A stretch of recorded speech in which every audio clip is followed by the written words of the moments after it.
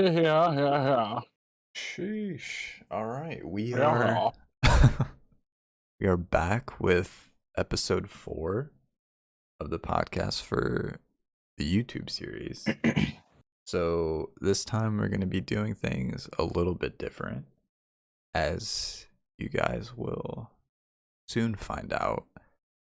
But the very first thing that we're going to be covering, or at least talking about, is Ant-Man Quantumania, as that just came out this past weekend. And we have all seen it by now. So yeah, we're going to talk about that a little bit, say what we think about it. Spoiler alert. Yes, heavy spoiler alert. Thor's in it. For that. Okay, well that wasn't a spoiler. That was that. But false. But yeah, we're definitely gonna be talking about spoilers. But yeah, I have quite a few things actually to say about this, but I'm gonna let you guys go first. So whoever wants to go first, just take it away. Well, seeing as I just finished watching it 2 hours ago, I'll go first. I really think the Rotten Tomatoes scores accurately depict like what I thought was going to happen with this movie. Sure. Critics are giving it like a 50%, but the fans are giving it like an 85%. Yeah, because that's what it is. It's not a movie for literally everybody. It's still got that Ant-Man like comedy and flow, but like it's obviously more serious because it has to be. Like it's the jumping off point for all of Phase 5. So like we kind of gotta do that. But I really liked the movie. I caught myself a couple times laughing. Like there was a lot of good jokes that hit. It was cool seeing how the multiverse relates to the quantum realm and seeing Kang for the first time, like actual Kang for the first time. right. Yeah, And I don't think he's dead, but no. I think he faked his death, so like nobody knew that he had escaped. But that's just me, because like if the Council of Kangs knew that he escaped, they'd be hunting him. True. Anyways, I thought it was good. Paul Rudd, amazing as always. Paul Rudd will never not be funny. I like that the whole movie kind of revolved around Scott wanting to save his daughter over everything. And I was like, yeah, people can definitely get behind that. And like it makes you want to root for the the main character more when they're willing to like sacrifice themselves just to keep one person safe.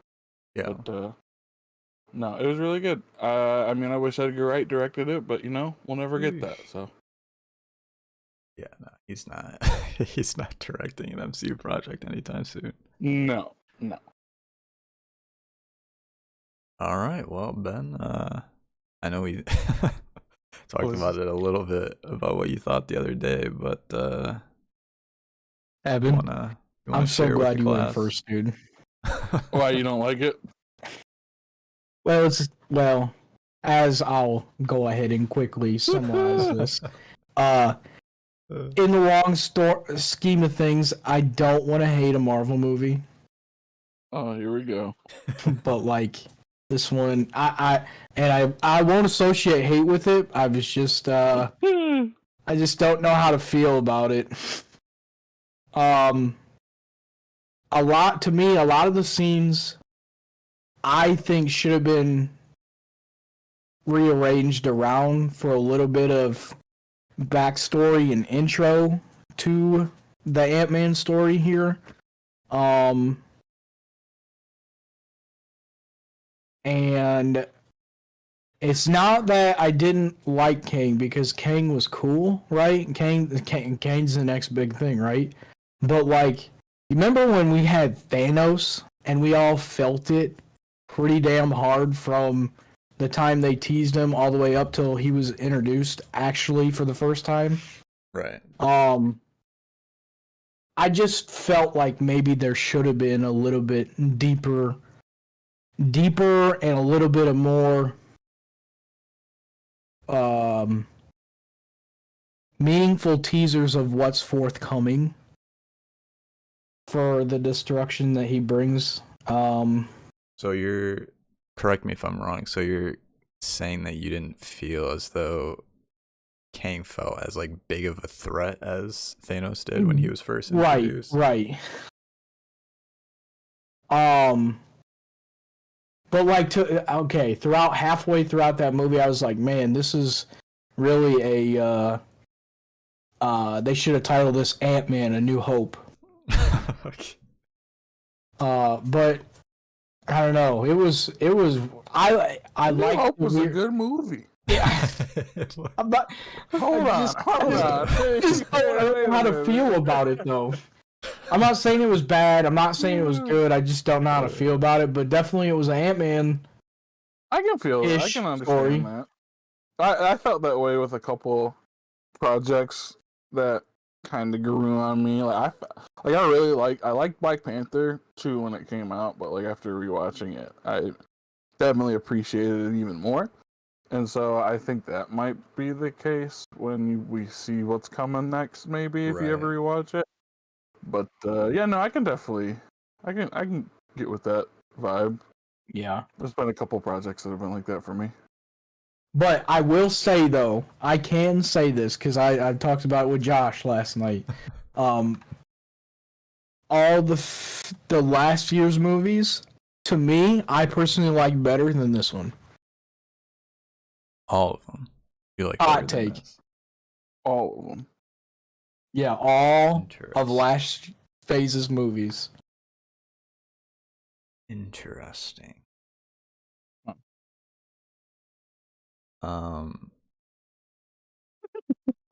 Okay. Hey, bro. Everybody. Different strokes for different folks, I guess, you know? I feel like I'm kind of in the middle of both of your guys' opinions on the movie.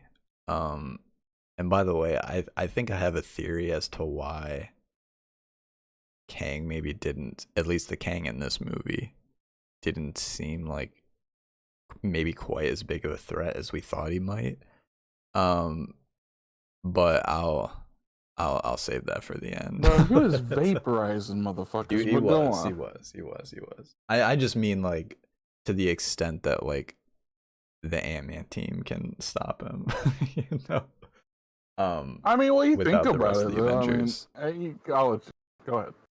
Yeah. But anyways, getting into everything.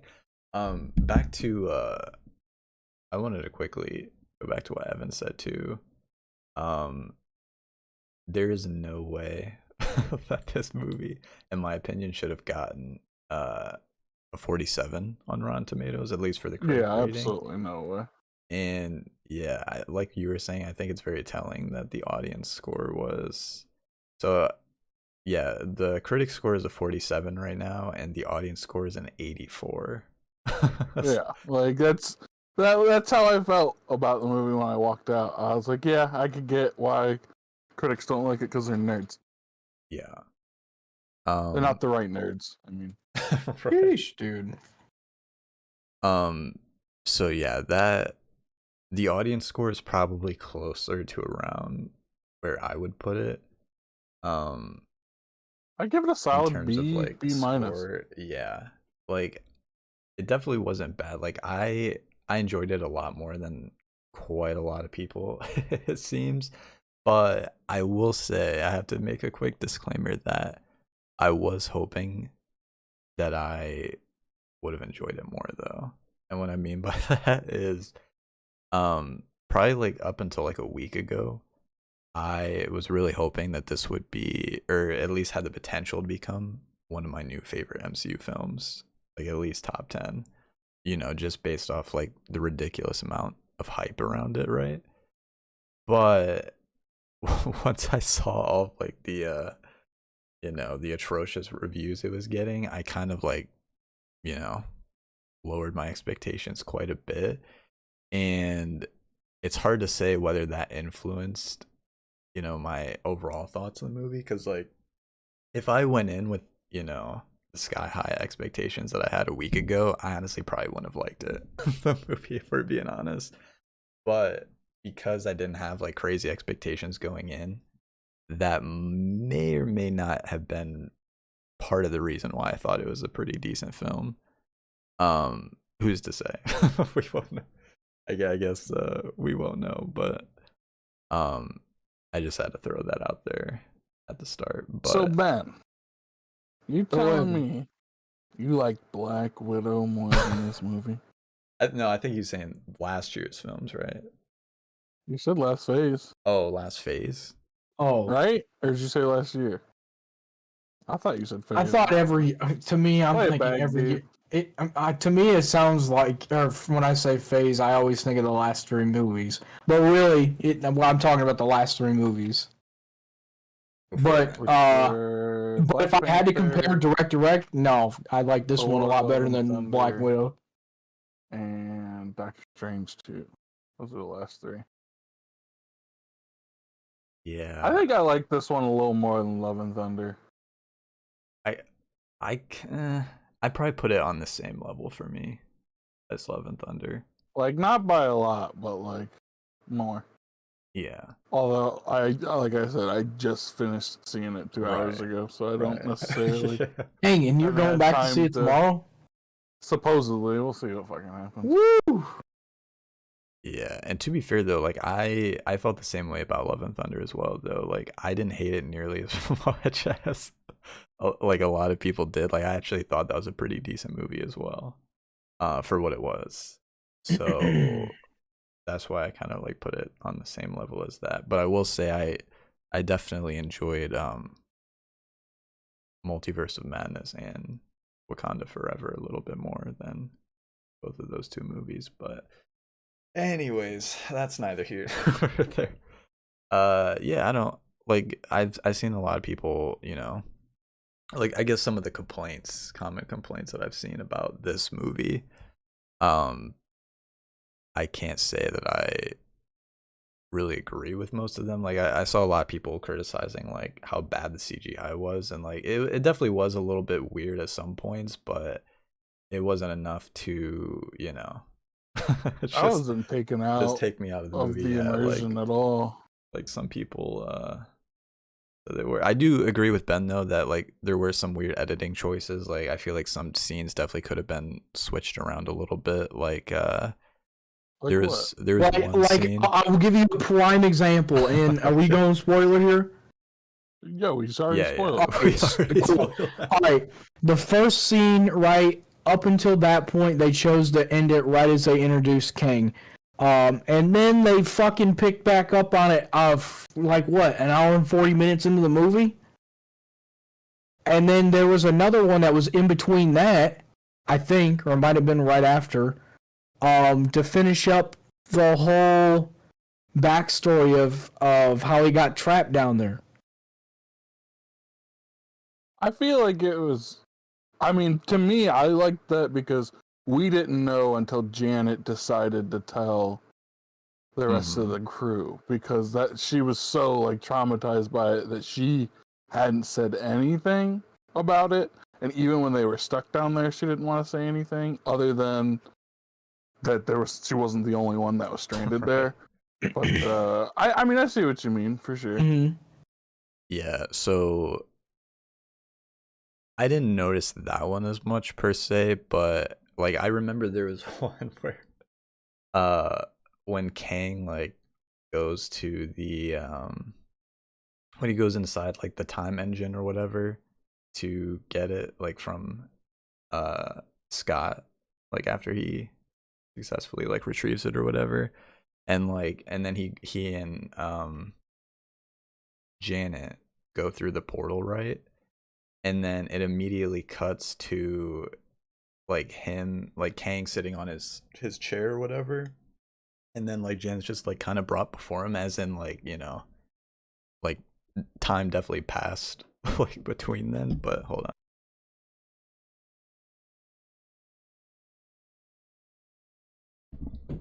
Sorry about Just that. died. No, we're good. But yeah, I don't know. It's just like a weird cut because like it's supposed to like signify like time passed, but like the way that they made that cut, like it seemed like it was like right after. I don't know. It was just like I was like, wait, like we're immediately I'd going have to to. him like sitting on the chair, but Yeah, I'd have to and see it again to and there's know another what you're one. talking about. I feel like this one was more so just to do with like maybe the pacing being a little bit too fast at different points.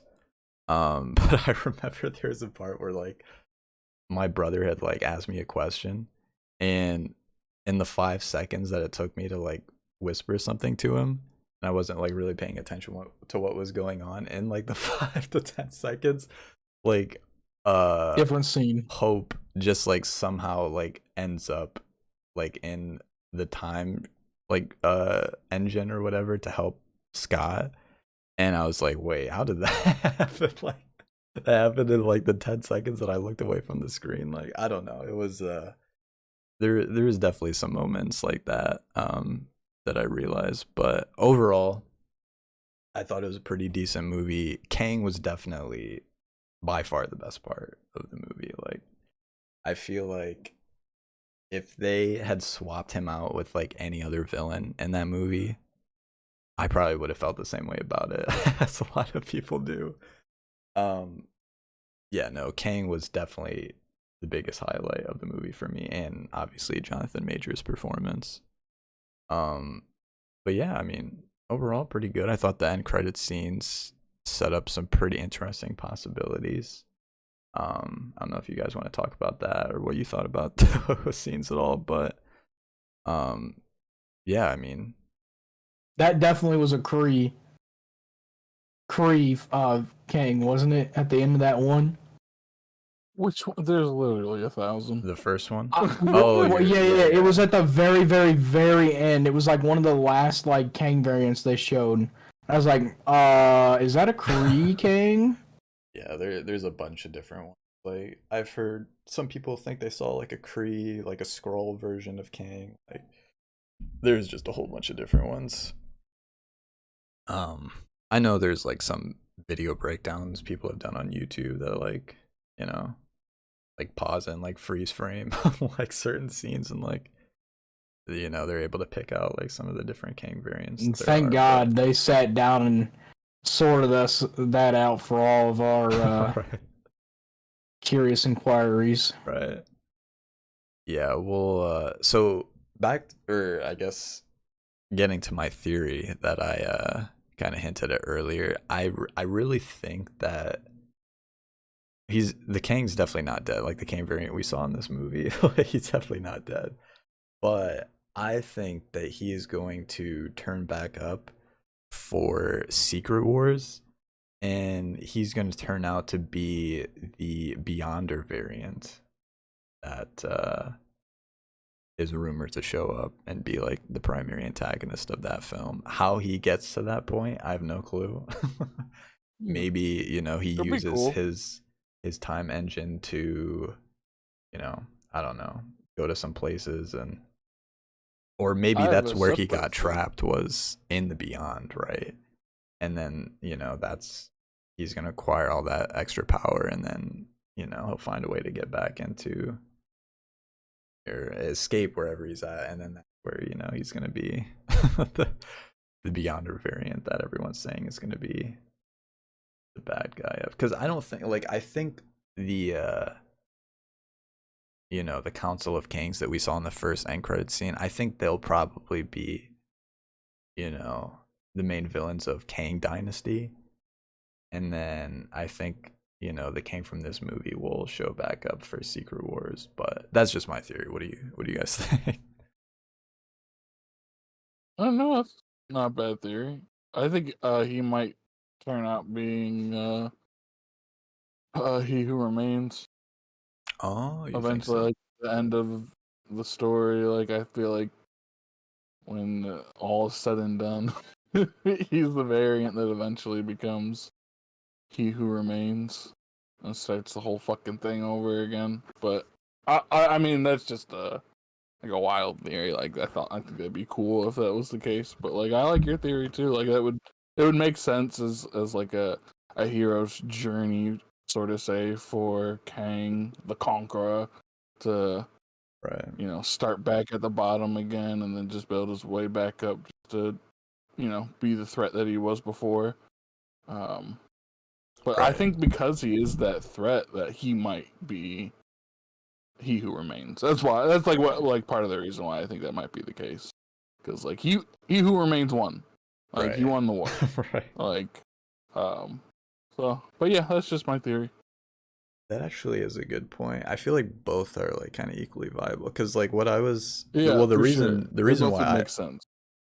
yeah, the reason why I thought that was because I was like, they hyped this particular variant of Kang up like so much like leading up to the movie. And even the director I'm pretty sure was like, yeah, like this guy is going to be like the next Avengers villain. And then for him to, quote unquote die or disappear at the end of the movie, I'm like, I feel like he's definitely going to come back at some point. But he who remains angle, is definitely pretty possible because he was trapped there by the Council of Kings, right? Or like, and Yeah. obviously like they're all about the multiverse, and he who remains was all about like the single timeline, like making sure it doesn't branch out. So it would make sense that ultimately becomes him, Right, yeah, like as like the one that making goes like against the Council stopping of the Kings, and war and all that yeah. shit. Plus, we've also heard that He Who Remains is also going to show back up in the Kang Dynasty, right? As like someone that helps the Avengers. So maybe that's how he turns back up, Although, how would we explain the scars? Um, that's a good one. Does He Who Remains have the scars? Well, Because we could maybe, just be debunking our shit right now. yeah.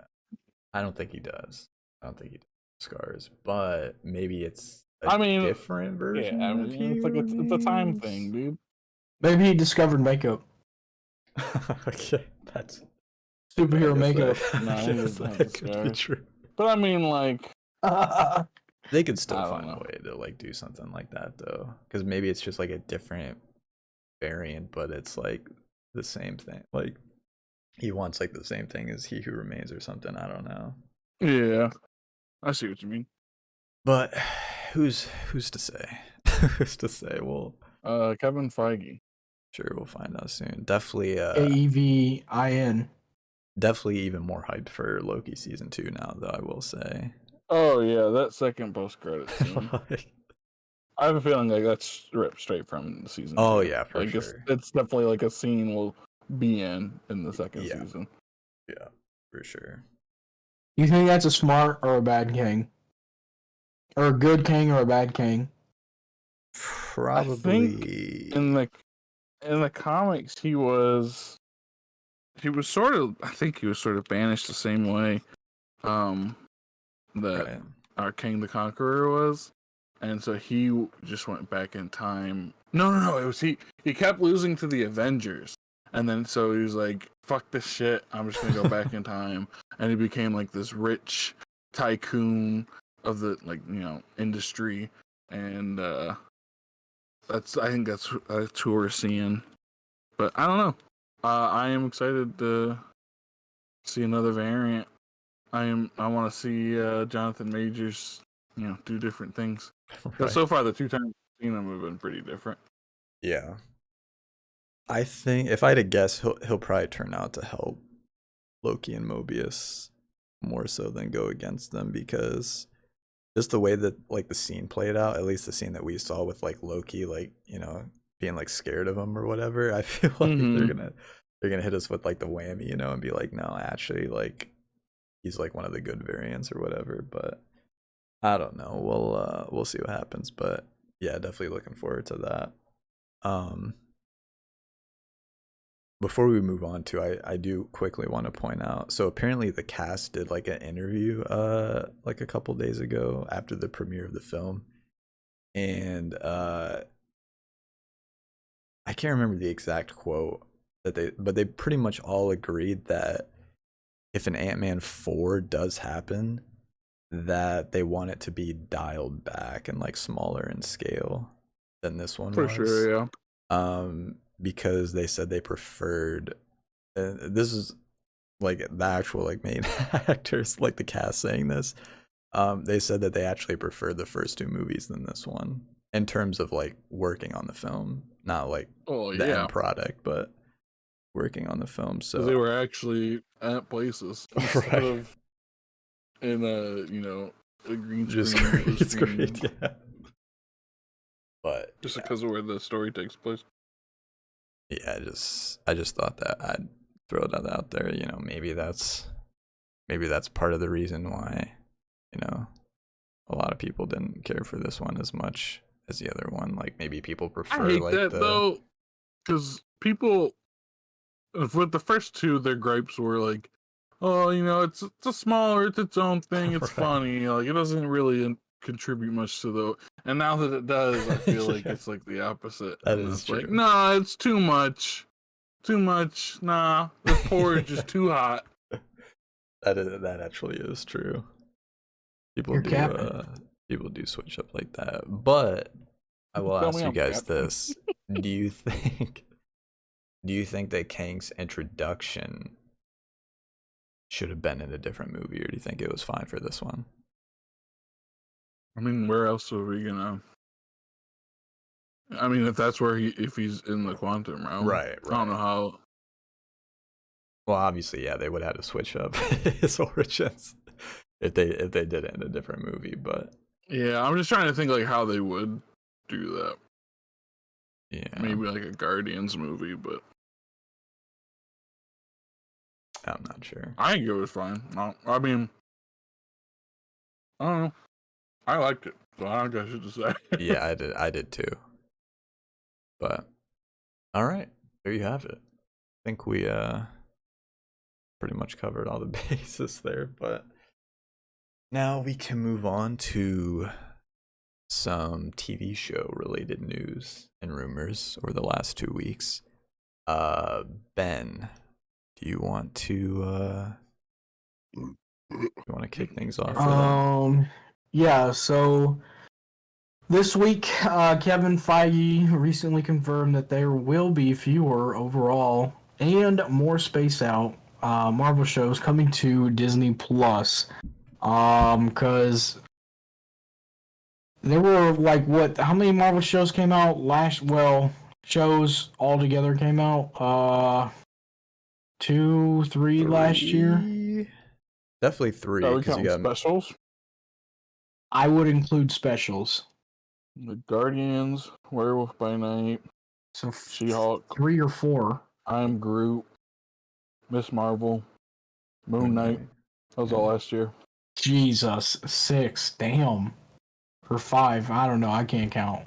No, you're right. 6. But yeah, okay, so I will emphasize onto this point that I have agreed most of those shows kind of going down the end of that list was I think you got to dial back the amount. To me, I would want the episodes to be dialed back to be more lengthier to build some more sustenance rather than putting out a quantity of episodes to fill. I think they should do more specials than series.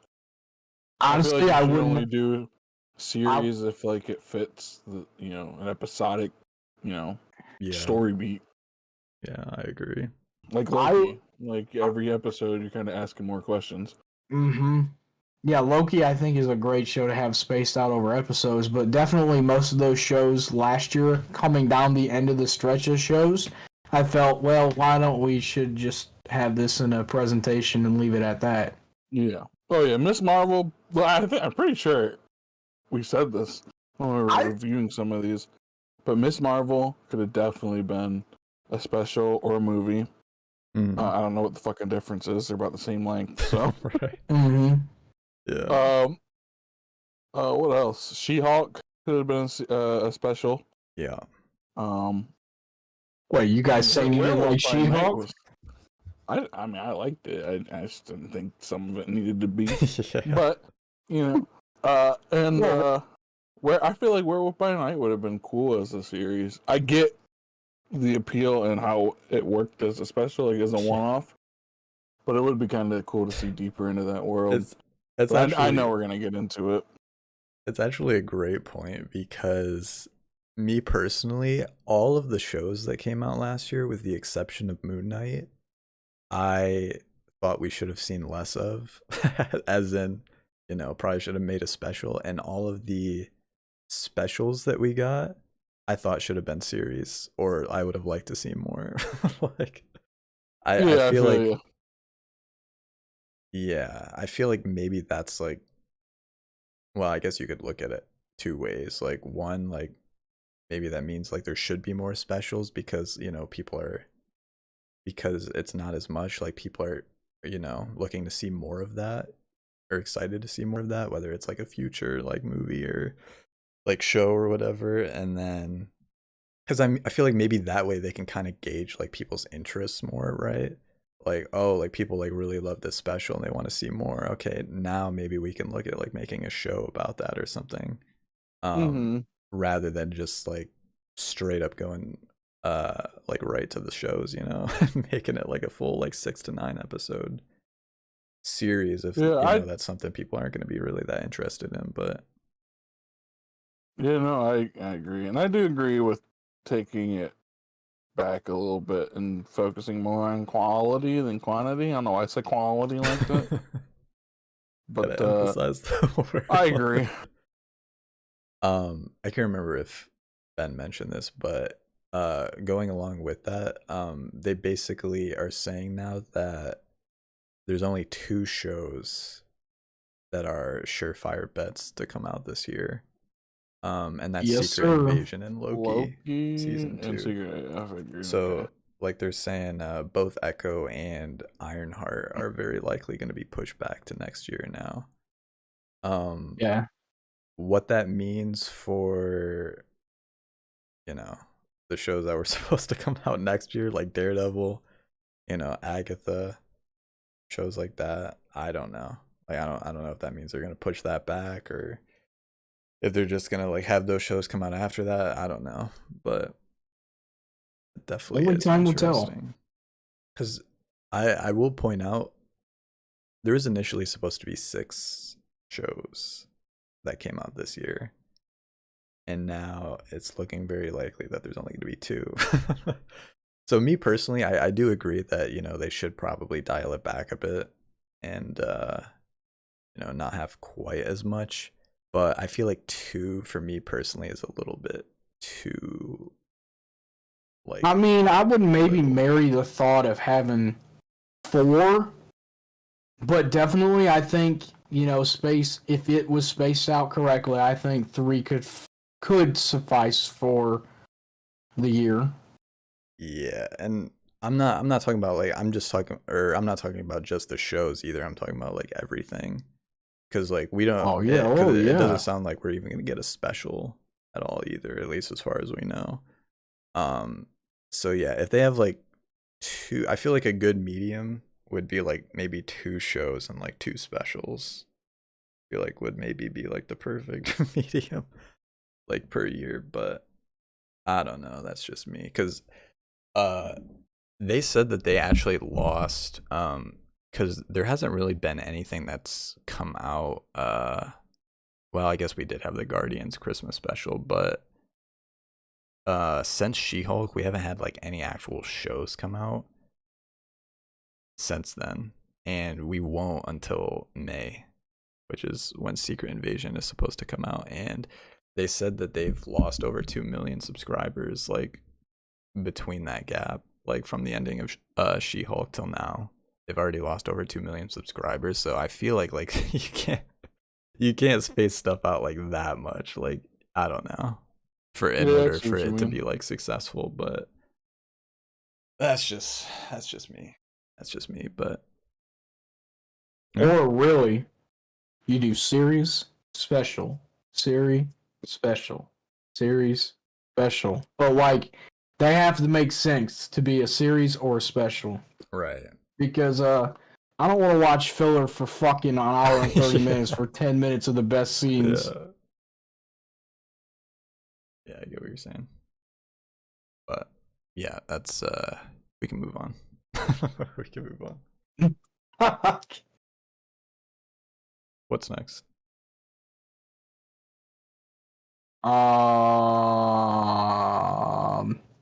So, MCU's, okay, Crossbones, if you can remember him.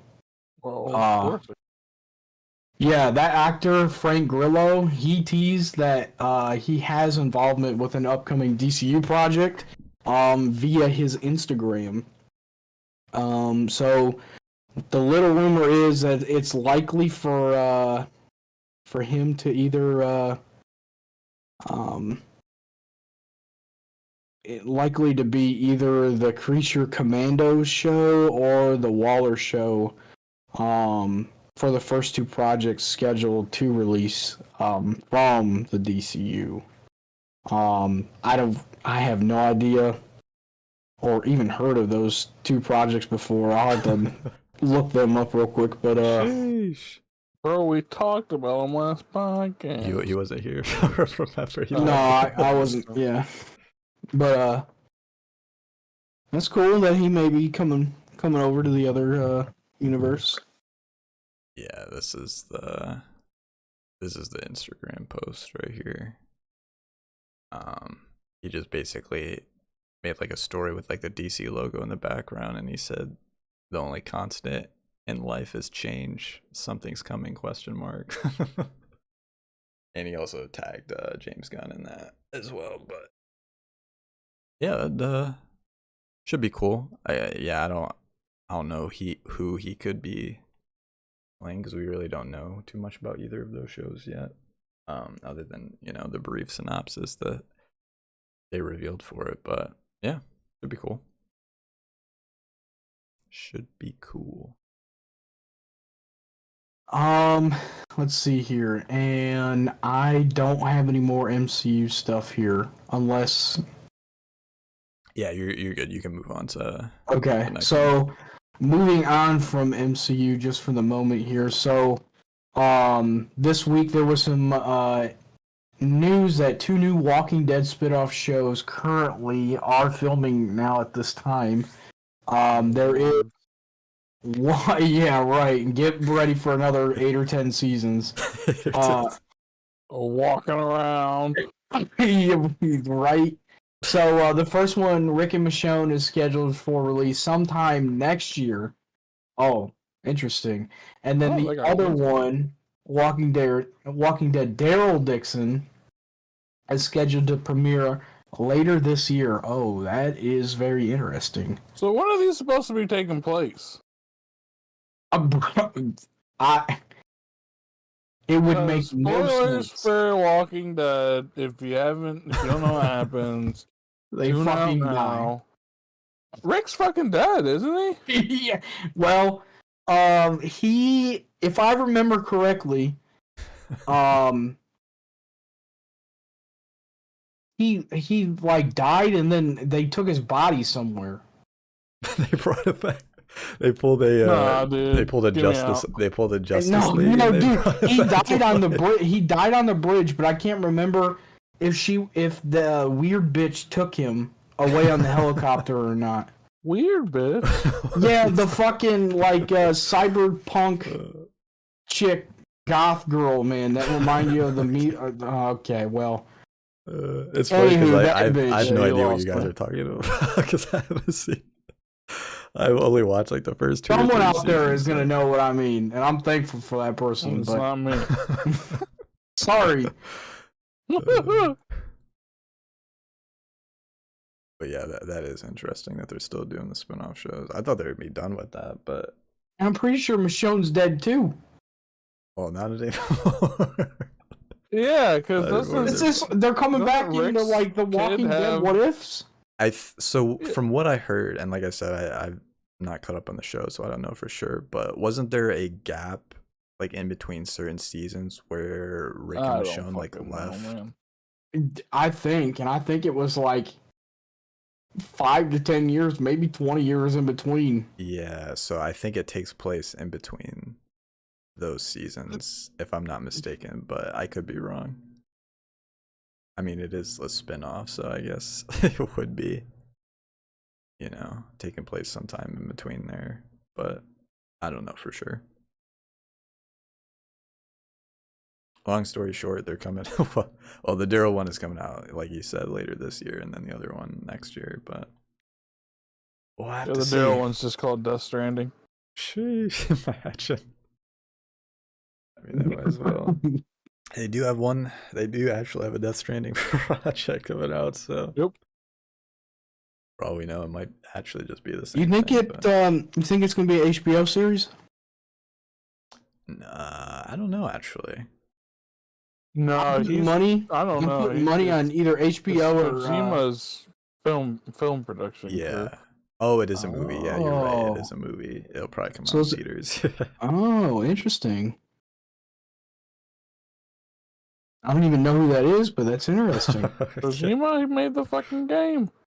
Death Stranding. Oh, Hideo Kojima. He also made I couldn't spell it. Metal Gear Solid except for the bad ones. True. But yeah. Oh, is that Oh yeah, I'm at a break now. Okay. Evan? You want to Nah, I'm good. talk about some stuff? Alright. Cheers. Alright, so what we got a match that just for fun. Alright. Okay. We are talking Last of Us episode 5. Pretty much give my thoughts on it and what I think about it, and we'll go ahead on with yours. But another fucking sad episode, which I knew was coming. That made it even more sad than in the game, so that's true. Good on you. But no, I mean, another knockout of the park. Like I keep like using this as an example of like what an adaptation is, and they haven't led me wrong yet. I'm excited for episode 6 to get back with Tommy because that's one of my favorite characters. But yeah, no, I'm enjoying the ride. I know what happens, but like they keep throwing some shit at me, and I'm loving it. What do you guys think? Well, Ben has not seen it because he still hasn't seen past the second episode. So why would you say predictions for episode 6? Well, I mainly meant for you. At this point, at this point, like. Also, the game's been out for like a decade. I know. Yeah, but you know what though? Some things are a little different from like also, when they're on TV. Spoil shit. But you just talking reaction. No, I don't know who the fuck Tommy is, but it's okay. I wasn't saying. I'm learning as I'm going. I was just saying like he can't give his thoughts because he hasn't seen it. Nah, dude. I just hope there's some wild shit that's going on right now. You got it. Well, I mean, wild shit. As if a fun guy apocalypse wasn't wild. There are no fun guys. Come on, man. But yeah, no, it was a great episode. Definitely, well, granted, it was like technically the part 2 of the previous episode, like 4 and 5, but it's kind of like the conclusion of that like little 2-episode arc. But yeah, it was pretty crazy, and trying to think of how to say it without spoiling it, but when the certain something comes out of the ground, and how they portrayed that. The things. Yeah, that was really cool to see. Pretty much exactly like the game. Yeah, I'm very much looking forward to seeing the next episode, which is tonight, by the way, and the rest of it. Well, so let me get this straight. So it's on Sundays. Okay, this ain't sponsored anyway. It's on Sundays, but what time does it come out? 9 o'clock Eastern. Really? Yeah. Dang, for everyone, no one gets early access. It's just that set it time. all starts at the same time. Yeah, it's at 6 o'clock in like Cali. Dang, dude, Yeah, that's kind of wild. Well, that's pretty much. I think that's like how Pretty HBO has standard. always done their shows, right? Really? Ben, where you I been? didn't know that. I didn't know that. I don't think he's ever watched an HBO show before. I'm not gonna Well, lie. That doesn't yeah. surprise me. It's Um, good. Yeah. But yeah, if that's all we got to say. Yeah, that's all. I That's all know. I got. We're talking not the girls. No, we're not talking about the Ayo. girls. We're talking about the Oh. boys. Oh, shit for the boy. Well, this one's for the boy. This was for the boys. We're talking about a recent rumor had claimed that the upcoming season 4 of The Boys was going to be the last season, but showrunner Eric Kripke, he has confirmed there will be at least one more season after season 4, and that filming for the season is almost finished. I'm assuming that's this season that's coming up. Yeah. He wouldn't confirm a potential release date quite yet, but you know, as long as I know it's not ending anytime soon, I'm fucking cool with it. It just keeps, every season's been better than the previous. I keep putting people on the hype train. My friend Matt's watching it through now with his girlfriend, and they're loving it. And every time something big happens, we'll talk about it when we meet up. But you know, I'm glad the next season isn't going to be the last. For sure. That's funny you bring that up too, because I literally have I got 2 people on the hype train right now watching it. Nice. I was finally able to convince them to start watching it, and yeah, so far they also really like the show. But I feel like if they're almost done with filming this show or the next season 4, I feel like, well, hopefully, you know, we can maybe get it to premiere by the end of this year. That doesn't seem. I think like... it could. It's like even like stretch, the right? the VFX on it aren't like, it's not a super long process for the VFX because Yeah. like they shoot most of it like in camera, like that most of they can. Right. Because like most of that time is like pre-planning prosthetic. Like you're not doing that while you're filming. Like that shit's done by the time you start filming. Right. But you know, I hope it's out by the end of this year. It'd make this year a little better. But you know, Right. just take your time. Don't screw it up.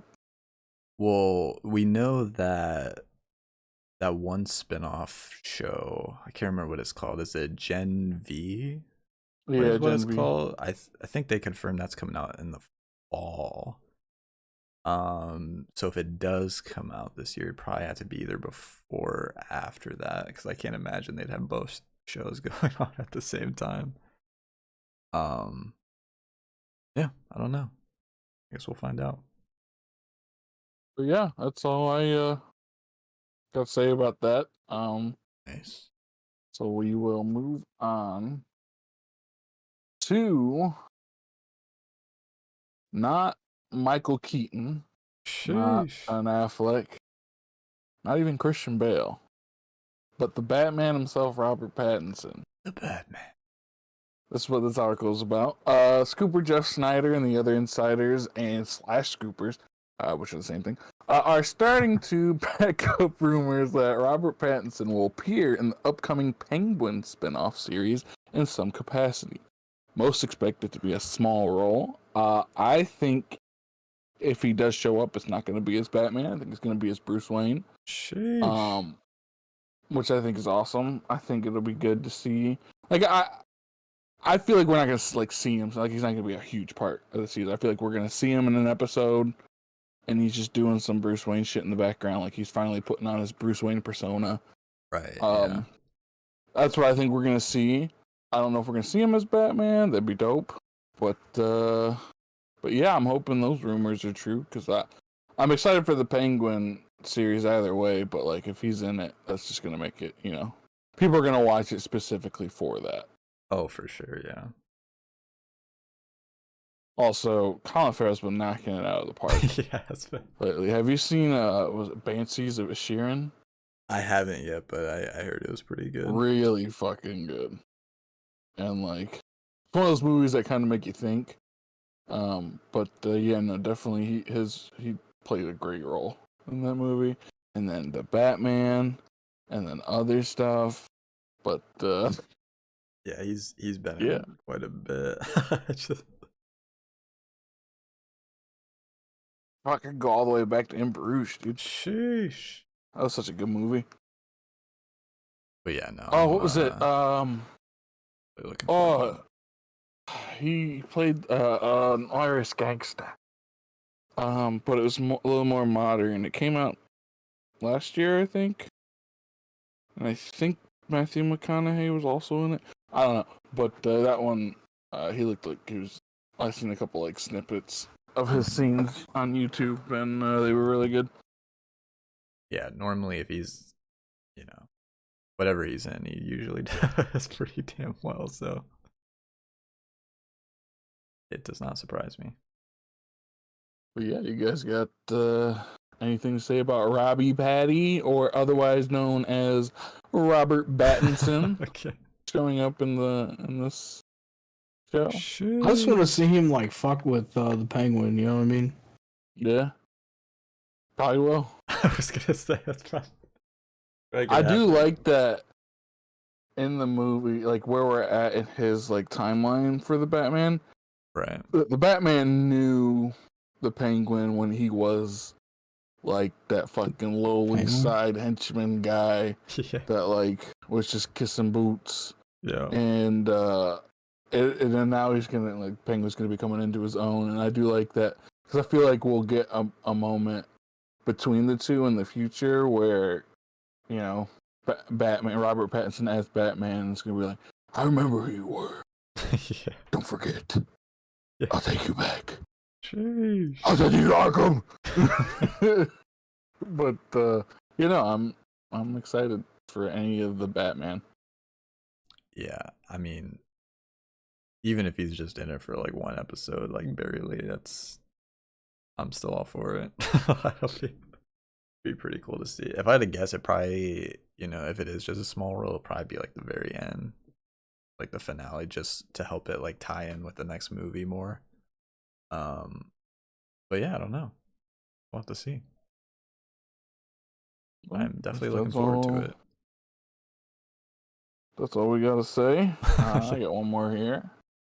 We're moving on over from DC to the other guys, otherwise known as Dark Horse Comics. Now, Sony. We're talking about Spider-Man, but yeah, I guess this would be more of a Sony thing than a Marvel thing, since they have the film rights. But Variety has reported that a live-action Spider-Man noir TV series is in the works for Amazon Prime Video, which is a little promising, because there's been a couple Amazon Prime shows that I've definitely I've loved some more than others, but like for the most part, they've been pretty high quality. I'm also excited for the not the Witcher, the Warhammer series that Amazon is working on with Henry Cavill. Yeah. But continuing this, Oren Uziel is writing the I don't know if that's how you say it. Is writing the show, and Into the Spider-Verse creators Phil Lord and Christopher Miller are on board as producers. A synopsis for the project can be found on the page that you're seeing now. But I hope this has something to do with that video I done sent a minute ago. It definitely does. Of the Spider-Man noir fight scene. I was waiting for you to bring it up. I was like, oh, he's definitely gonna like this one. It's right there, dude. They could do it. Hire whoever did that. Hire them. Get professional directors, but they can coordinate. Yeah. Go ahead. Okay. I was saying the Untitled series will follow an older, grizzled superhero in 1930s New York City. This is not going to be Peter Parker, by the way. I figured it wouldn't be. An individual with knowledge of the project says that the show will be set in its own universe, and the main character, like I said, will not be Peter Parker. It'll be Peter Barker, the dog version of Peter Parker. Imagine. Yeah, I thought it was because, even this article says, because I thought. Oh wait, no, Peter Parker was Spider-Man. Yeah, in the comics at least. I thought he had a different Spider-Man name. Noir, but I think there's some versions, like, or I guess variants, whatever you want to call them, but I think there are some. You say variants is Sony. That's we talking about Kang now? That weren't Peter Parker. This is a non-Spider-Man movie. But yeah, I'm not too sure what.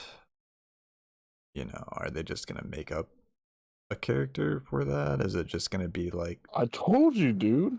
What'd you say? Peter Barker. Peter Parker. I mean, honestly, they might as well. Yeah, punch him in the mush. But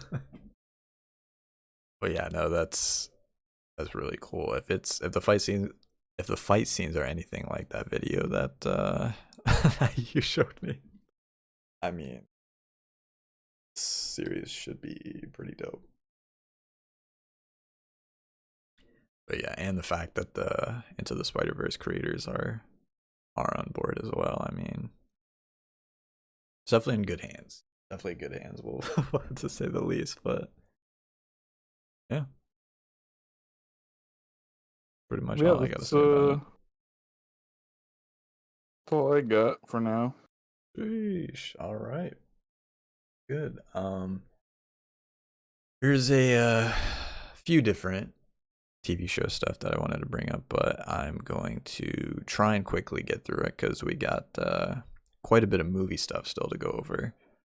The first of which we talked about for Adult Swim letting go of Justin Roiland last podcast. Yeah, I think he's still a likable guy, don't you guys think? Okay.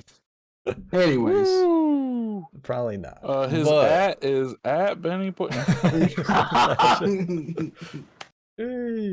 No, actually, I appreciate he's trying to get some clicks on the video. I appreciate the thought process there, but no. But anyways, long story short, I've seen a lot of people that are, or I guess we're basically concerned about, how good Rick and Morty will be moving forward. Since, one of the showrunners is now not going to be a part of it anymore, but some interesting information has since come out about that. Apparently Justin Roiland had basically zero creative involvement with this show, starting with season 3. For what reason, it sounds like it was his own decision. Like he just I guess stopped going in to the office or whatever for the writers. Too many fist fights, dude. With his wife, mind you. Sorry. I knew what you were saying, but in game in the video. But also in real life. Anyways, but no. So essentially, if you still liked Rick and Morty from season 3 onwards, I wouldn't be too worried about it. Your special one. Because it sounds like he literally had no involvement with the creative process, script writing process from season 3 onwards. Essentially, all he did was just the voiceover stuff for Rick and Morty, and even that I wouldn't be too worried about either, because like we said last time, they're definitely gonna hire someone that sounds pretty much the same, or can. Gee, Rick. In other words, Evan, he's getting cast. You're gonna be my wife, Morty. Sheesh. But yeah, Morty, look out for my fist. That's pretty much it for that. Some Star Wars related stuff that I thought was pretty cool. So in a recent, in a first quarter earnings report from Disney, they they had all the stuff that is going to be upcoming, for their shows and stuff for Disney Plus. And interestingly enough, they have the upcoming Ahsoka show for Star Wars labeled as season 1. Canceled. Imagine. I would I'd be big sad if that were the case. But no, they had it listed as season 1, leading people to assume that they're maybe planning multiple seasons of the show, which I really hope is true. But yeah, basically all of the other shows, with the exception of Mandalorian so far, they did not have that listed for like season 1.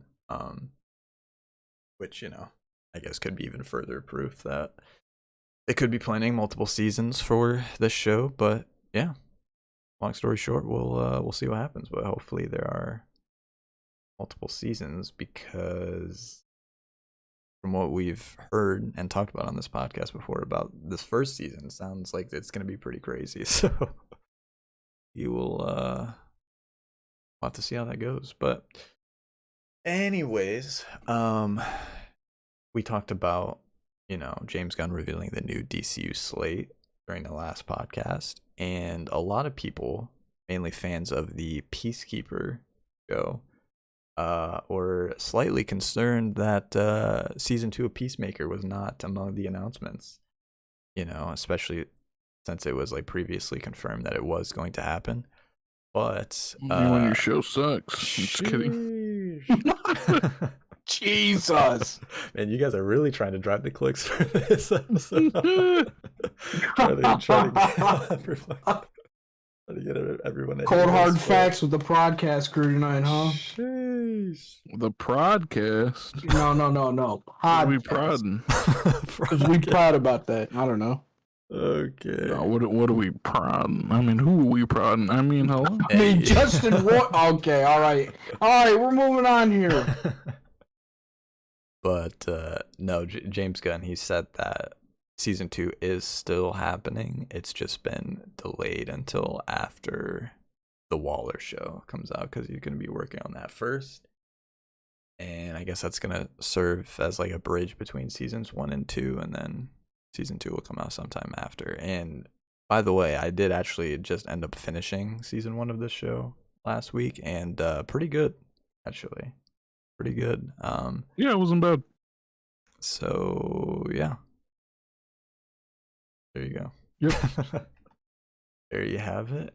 And I think, oh no, I have one more thing. It's for those of you that have seen Squid Game on Netflix, they have confirmed that season 2 is going to start filming this summer, and it's going to last for about 10 months. So must be doing a lot of games. That being said, season 2 is probably still a decent ways away, but the fact that they're taking 10 months to film makes me think that, it's probably going to be quite a bit larger in scale than the first season. So, yeah, probably. Which, I mean, makes sense considering big of a success the first season was, I guess. But yeah, there you go. There you have it. And that's pretty much all I got for TV show side of things. So now we can move on to some movie related stuff, which we have quite a bit for. And Ben, do you want to kick things off with that? So with the kickoff of this, Deadline has confirmed that there is indeed a new Hellboy film that is in active development right now, with Ghost Rider 2. The director, Brian Taylor, who also did Crank, is signed on to direct this one. It will be based off the Crooked Man series. Cricket Man's it is that. If you don't know what that is, you can find it in the synopsis below, in the article right here. I think I had to do it just one time.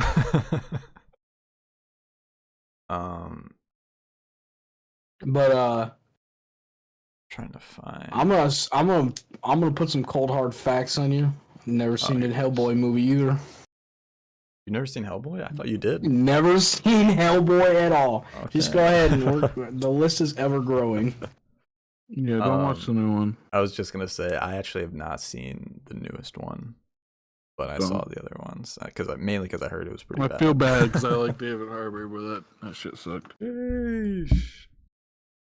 But yeah, this is the synopsis that they put. I guess it says movie's gonna follow Hellboy. The movie follows Hellboy and a rookie BPRD agent stranded in 1950s rural Appalachia. There they discover a small community hunted by witches led by a local devil with a troubling connection to Hellboy's past, the Crooked Man. There you go. Hog. Yeah, so hopefully it's better than the last one they tried, but I guess we'll see. See what happens. Yeah, we will. Yeah, for sure. So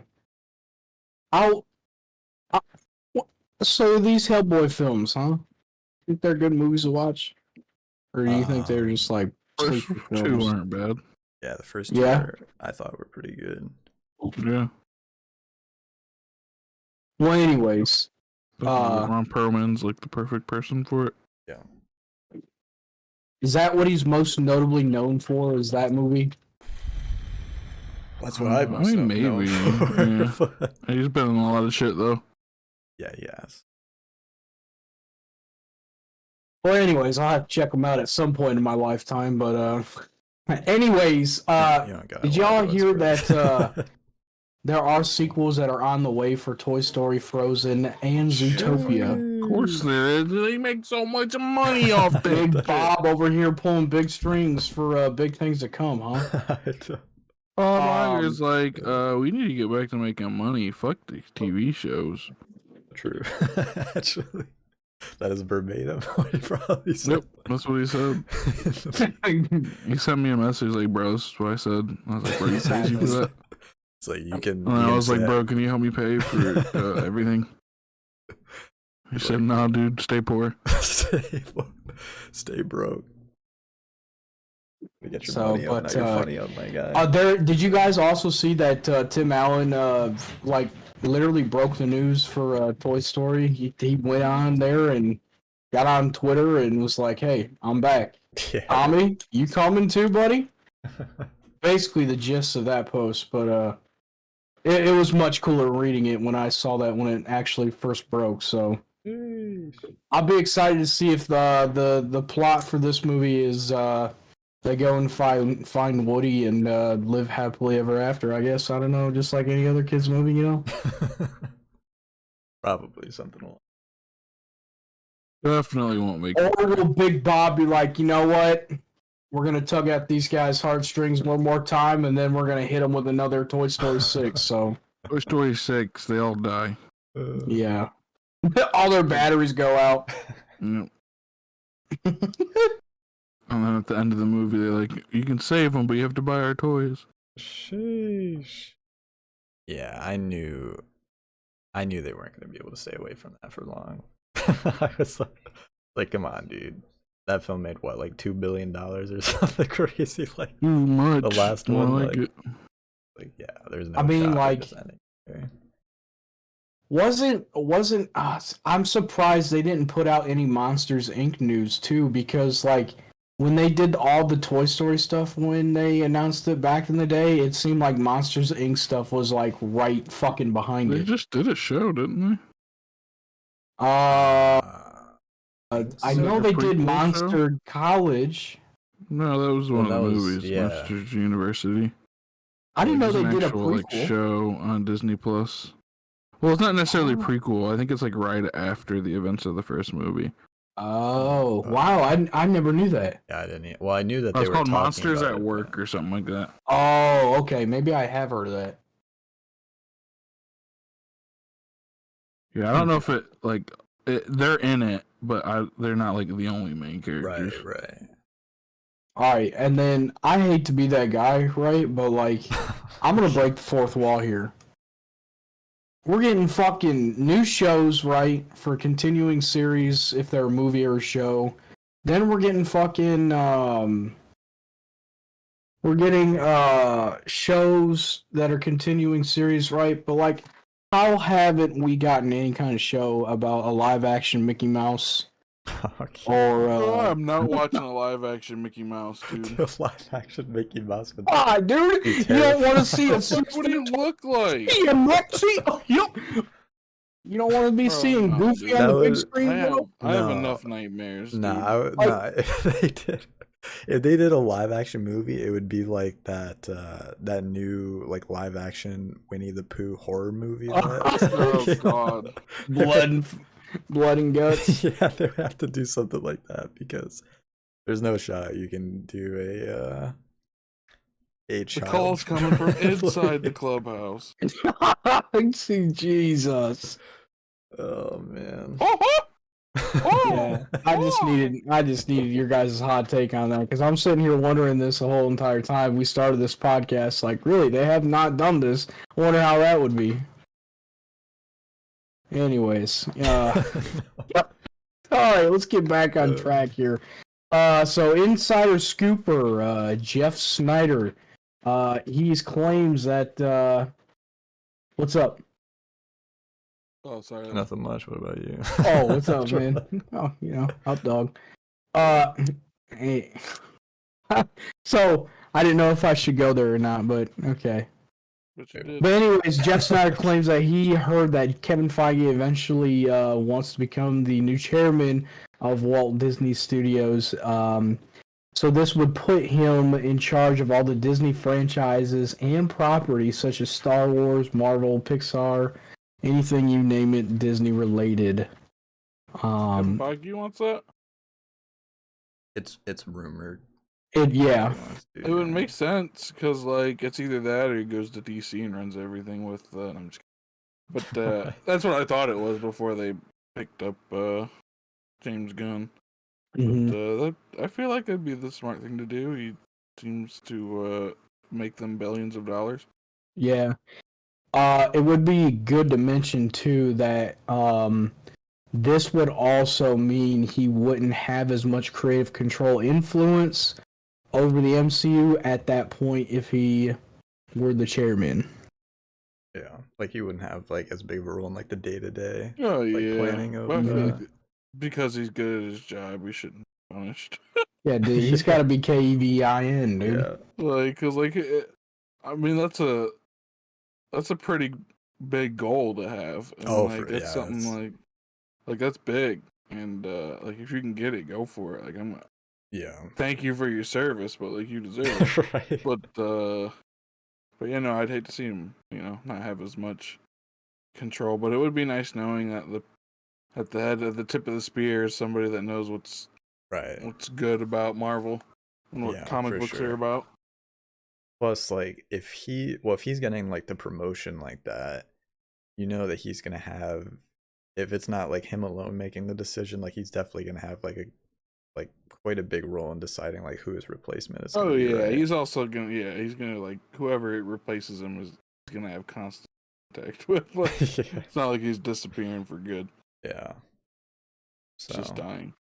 Oh, he's just dead and gone. But yeah, that should be interesting. We'll see. We'll see if he can get it. Yeah, definitely. So next on the list of things here is about the Marvels, aka Captain Marvel 2.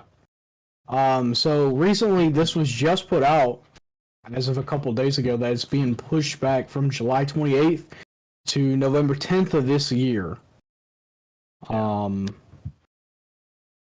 Is that because of final post-production things or production things or some? I don't think they could do reshoots out, right? Oh, they definitely can. They may be doing some reshoots, changing the multiverse around a little bit one more time, or who knows? They could be really doing anything. But November 10th, we'll have to just wait and see how that all pays out. I mean, hopefully it works out in the case for the movie because Yeah. the reshoots for Ant-Man, I just don't know what happened there. So, do you guys think that maybe the fact that they didn't have like the reception they were hoping for Ant-Man Quantumania had anything to do with this? The reason I say it because the last that I heard, like the last test screening that they did for the Marvels was actually really good. Like people really enjoyed the movie, so if that was the case, I can't think of any other reason why they would delay it that much. Are they gonna sneak some extra stuff in that people would enjoy as well? Unless maybe they like plan on like switching things up even more to like, hey, people like it, better change it. right? But even then, like I don't understand like why, unless they're like, oh, we need to like definitely make sure we get this one right now. But I don't know. I will say too, I don't think they're related, but that's just me. It could maybe potentially because and I think we talked about this before. I was really like baffled as to like their scheduling for this year previously because, well, you got Ant-Man, Guardians 3, and the Marvels all coming out within like the first half of the year, and then nothing the second half of the year.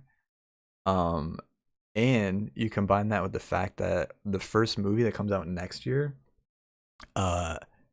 is Captain America 4, which doesn't come out until May of next year. Damn, that's like 7 months movie free.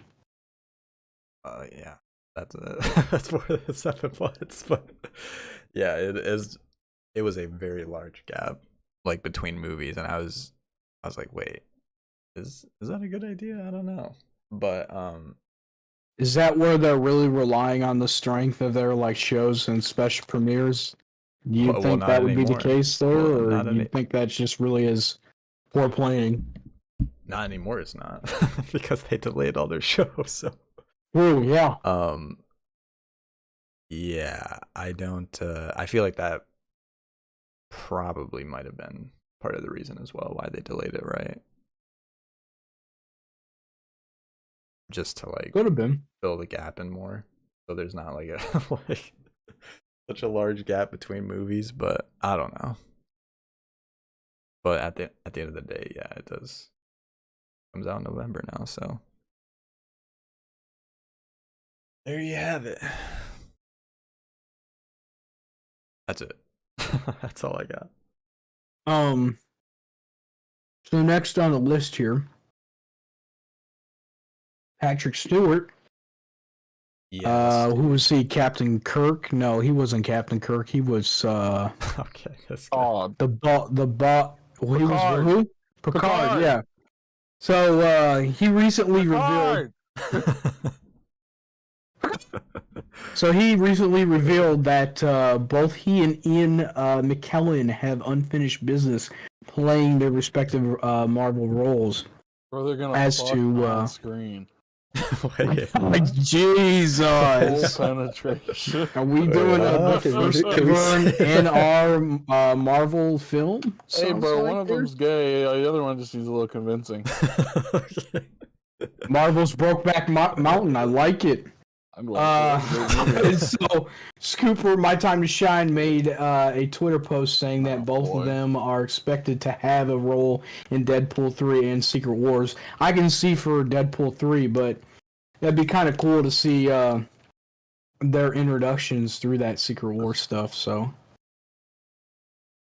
all I can say is like, oh my god, it's me, Magneto, from the other movies. Holy shit, it's you, Michael Fassbender, as Magneto from the other movie. That's just I mean, I feel like that's crazy. That's gonna have to be how they introduce each other with all the characters. Is that Quicksilver, but from the other universe where it's Evan Peters?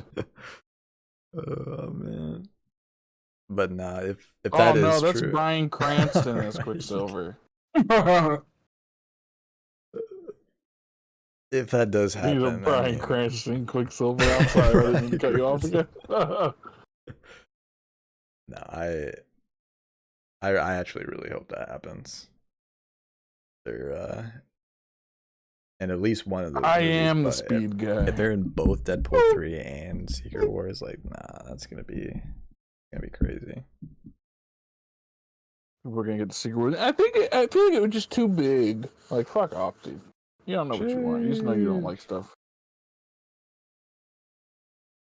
Don't dislike the things I like. You're not allowed. Exactly, dude. Exactly. Heavy. So when we were talking about those guys potentially coming to Deadpool 3, we do have some Deadpool news. This bit of information here says that Yes. there was a casting. Emma Corrin is going to be the main villain casted for Deadpool 3. As to who she's playing or what she's playing is unknown. Death. Well, it could be that. Could be other stuff. Sheesh. She could be an We'll extra. never know. Well, yeah, you will never know until the time comes. I'm unfamiliar with Pennyworth and The Crown, so I wouldn't know who that person is. Pennyworth's about Alfred, isn't it? Yeah. About who? I haven't seen it. Alfred. Like, oh, okay, Batman's okay. Yeah. Batman. Yeah, I haven't seen either of those two things either. But apparently, she has to be like an up and coming actress though, because I saw she was also recently cast as one of the main characters in who was it? Robert Eggers' new movie. Tetris? Or his next movie coming out. No. I'm thinking of someone completely different. I can't remember what it's called, but he's the guy that directed like The Lighthouse, The Northman. Robert Eggers? Movies. Yeah.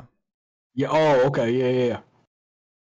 Yeah, she was cast in his next movie recently as well. So, like I said, I haven't seen either of those things that she's been in so far, but I mean, people have obviously been impressed enough by the performances that have been out there. So, but yeah, I think we talked about before too. The reports were that they were close to casting the villain for Deadpool 3, and it was going to be a female villain. So now we know. Well, we don't know who the character is going to be, but we kind of know. Maybe we know who's going to be playing him. But yeah, no, that'll be cool. Cool to see who she's going to be playing. But so, keeping things Marvel related here still, Kevin Feige confirms that Spider-Man 4 with Tom Holland is in the very early stages of development. So we got Spider-Man, Homecoming, something, No Way Home, and now is this like Spider-Man, Where Are They Now? okay.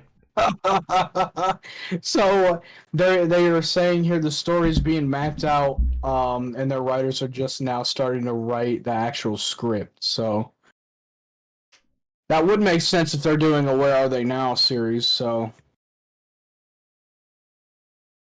they're in the Spider-Verse, I guess. Yeah, I mean, I'm first of all, great. I'm all for it. But second of all, it's curious that he said that they're just now. Well, they have the story, obviously, but it's curious that they're just now starting to write the script because, well, if it's true that they want it to come out, did they give Tom Holland an extension? Because I thought he was done after the last movie. Swear we talked about this. Well, it's not confirmed. No, they haven't confirmed that the movie was happening or that he was coming back before this point, but it was heavily rumored. But yeah, what is maybe the next thing, Ben? We'll shed some So light the on very last thing that I have here on my list is from none other than our good friend that we always talk about on a weekly basis. Our favorite scooper, My Time to Shine. Yeah, our favorite. He says here that he has heard that Tom Holland signed, bro, a huge new contract, bro. It's like this guy lives in the future. So Tom Holland signed a new huge MCU deal in secret, and that he will be the main character of Avengers Kang Dynasty. Wow. How does this guy get his information? Oh, he know. lies. I think it's a girl. Could be. It could be. But that would be a really interesting choice for him to be the main character. Although it would make sense because it's like a lot of Star Wars shit going on right now. I don't know how the. So, by the way, this just happened earlier today. Like I had this at the last second. But I don't really know how they could do that, or how they would do that. Have him be like the main character, or the lead character rather. Because I thought he was just working with Sony, right? Well, I assumed that it would just follow the Avengers, right? And Kang Dynasty. So, I mean, as of right now, he's not a member of the Avengers unless he's going to be a part of Captain America's new team that he forms in Captain America 4. I don't know, but makes sense because they're kind of in New York area. But even then, that would mean that Spider-Man would make him the leader of the new Avengers team. I don't know. Yeah, he's got to go through the whole reintroduction to the Avengers. Wow. Well, interesting. No, they know Spider-Man. They just don't know that he's Peter Parker. Oh yeah. But yeah, I don't know. That's weird. I mean, like, My Time to Shine, like they've been pretty spot on with most of the stuff they've said so far. Granted, a lot of stuff they said is for stuff that is still a ways away. So have to see about those things. But yeah, it's just hard trying to think of a way that this could happen. I mean, I guess that there's a way it could happen, but as to what we've heard so far about the movie, but I don't know. What do you guys think about him being the potential lead for Kang Dynasty? I mean, it makes sense. I mean, he's the only one really that remembers what happened before when they did shit with the multiverse. I guess that's true. Like, he understands the consequences. He went through his like hero arc. Like he is essentially the Avenger that's left. Like who honestly though, like who else is we gonna follow Doctor Strange again? Yeah. I mean, those would be the two logical leaders. Cap, like, you follow fucking Sam Wilson Cap? Who are we following? Well, yeah, I assumed it was going to be Doctor Strange, only because we had heard that they were trying to fast track Doctor Strange 3 before Secret Wars, so I just don't think it doesn't make sense for the longevity of the MCU to have, because Benedict Cumberbatch is not going to want to be, as involved with the MCU as that's going to cost, like, time-wise, because obviously he's a worldly acclaimed actor. Like, he's better than, like, Tom Holland and whatnot. But, like, I feel like Tom Holland's at the perfect age to pick up the helm of, the leader of the Avengers, because he's old enough and has dealt with way more than a lot of other superheroes have. And, I feel like he's smart enough to be able to, really take advantage of that situation. You could be right. You could very well be right. I was just so I was just thinking because, well, Tom Holland, he's already said like he doesn't know like how much longer he wants to play the character. Right, age-wise, obviously it would, you know, if he is okay with it and they decide for him to millions and millions of dollars. right. Honestly, that's probably what happened. If this rumor is correct, he just fucking signed a new mega deal. So yeah, guess we'll see. We'll see what happens. But I'm upset. This is gonna, what about Uncharted 2? Okay. Said no one ever. Said me right now. Sheesh. Yeah, no. But yeah, that's all on my my list. All right, nice. Well, Evan, do you want to continue? Yep. Give me 1 second. Okay. So now we're gonna break off a little bit. Still movies. Nothing to do with MCU yet, I guess. Nothing. I mean, we said that for the Hulk, but it's an official start to the MCU. True. I Am Legend sequel film. So this is about we'll pick up a few decades after the first film.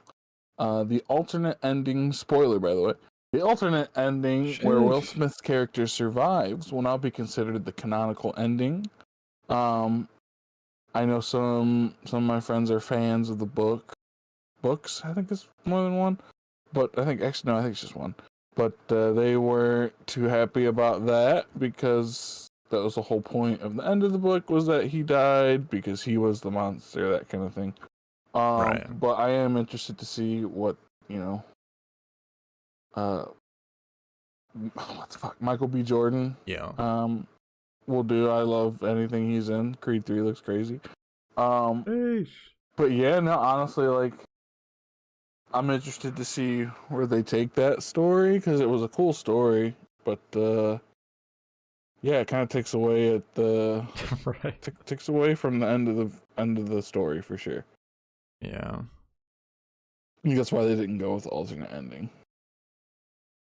Because I originally had liked the alternate ending before, and then I learned from my friend that was like the whole point of the end of the book was that he realizes that he wasn't hunting monsters, he was hunting kids and families, and he was the monster. He just, he couldn't see. All he could see was if you're human, you're not a monster, that kind of thing. Right, yeah.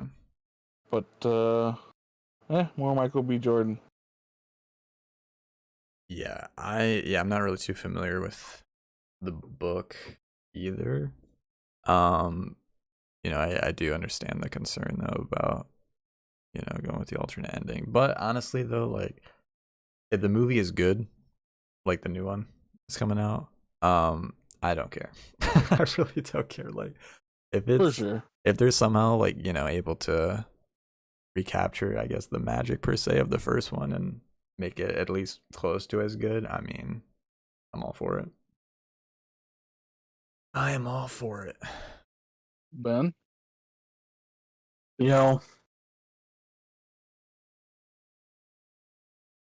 I don't know. I really don't know. Wait, have you seen the first one? I Am Legend? Guess no. Yeah. No. This guy worked at a movie theater, by the way. I worked at a movie theater, yeah. Oh, I know. Like I almost would have gave a random guess that if you were to ask me what I Am Legend wasn't it the Will Smith movie with robots? But I would have been definitely wrong. You would have been half right. Well, I feel honored. I would have been half right. It's a Will Smith movie. Not about robots, but. But anyways, before we gotta spend more time on that nonsense, we'll move on to something a little more interesting. Still no answers, and don't know if this is right at all. But Deadline is reporting that casting for the Fantastic Four reboot will start gearing up this month, with Sue Storm's casting expected to be focused at first.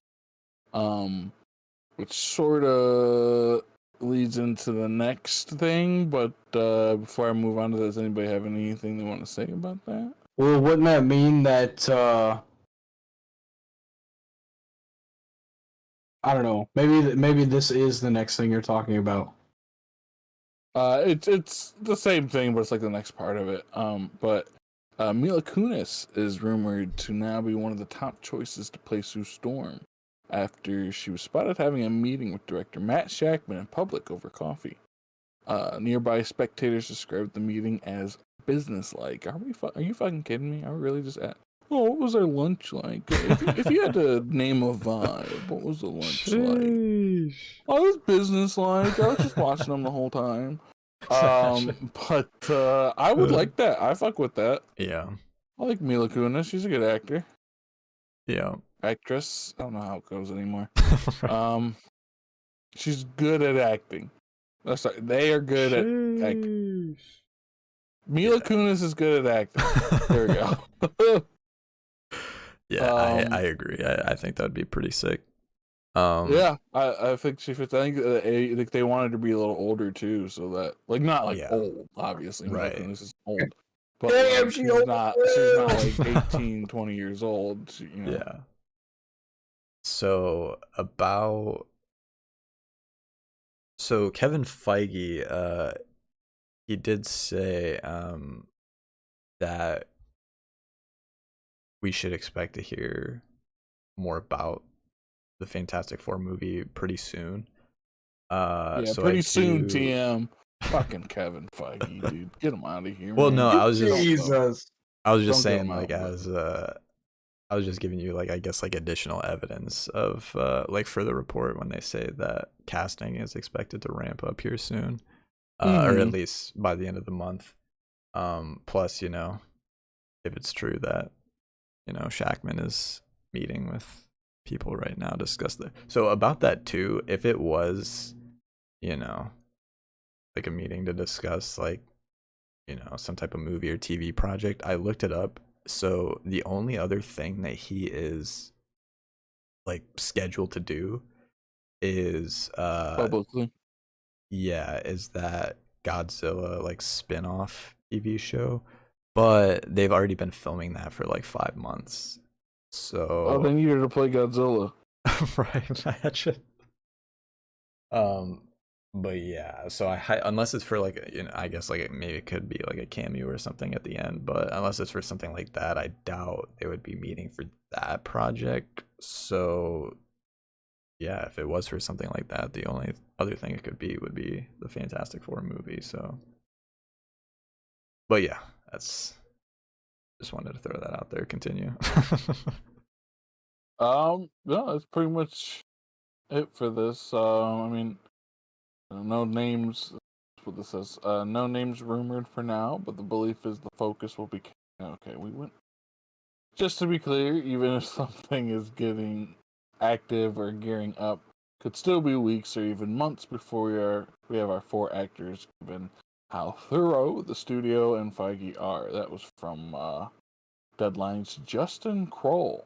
Yeah. He shared an update. Yeah, we'll see. Hopefully sooner than later, but we'll see. Right, yeah. But moving on. We got more fantastic. Nope, never mind. We went over the Mila Kunis thing. All right, more Fantastic Four though. Rumor time. This could be literally nothing. Scooper Jeff Snyder claims that Marvel are looking to cast slightly older actors to play Reed Richards and Sue Storm, because they will apparently already be parents by the time of the reboot. Unknown which child or children from Ashton the comics will Kutcher appear confirmed? as of yet. That would be wild, actually. But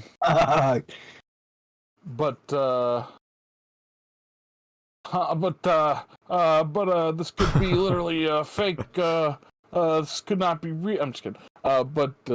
Yeah, no, I think that makes sense. I don't think we're gonna see young ones again. We don't need to. Especially if we're not seeing like their origins.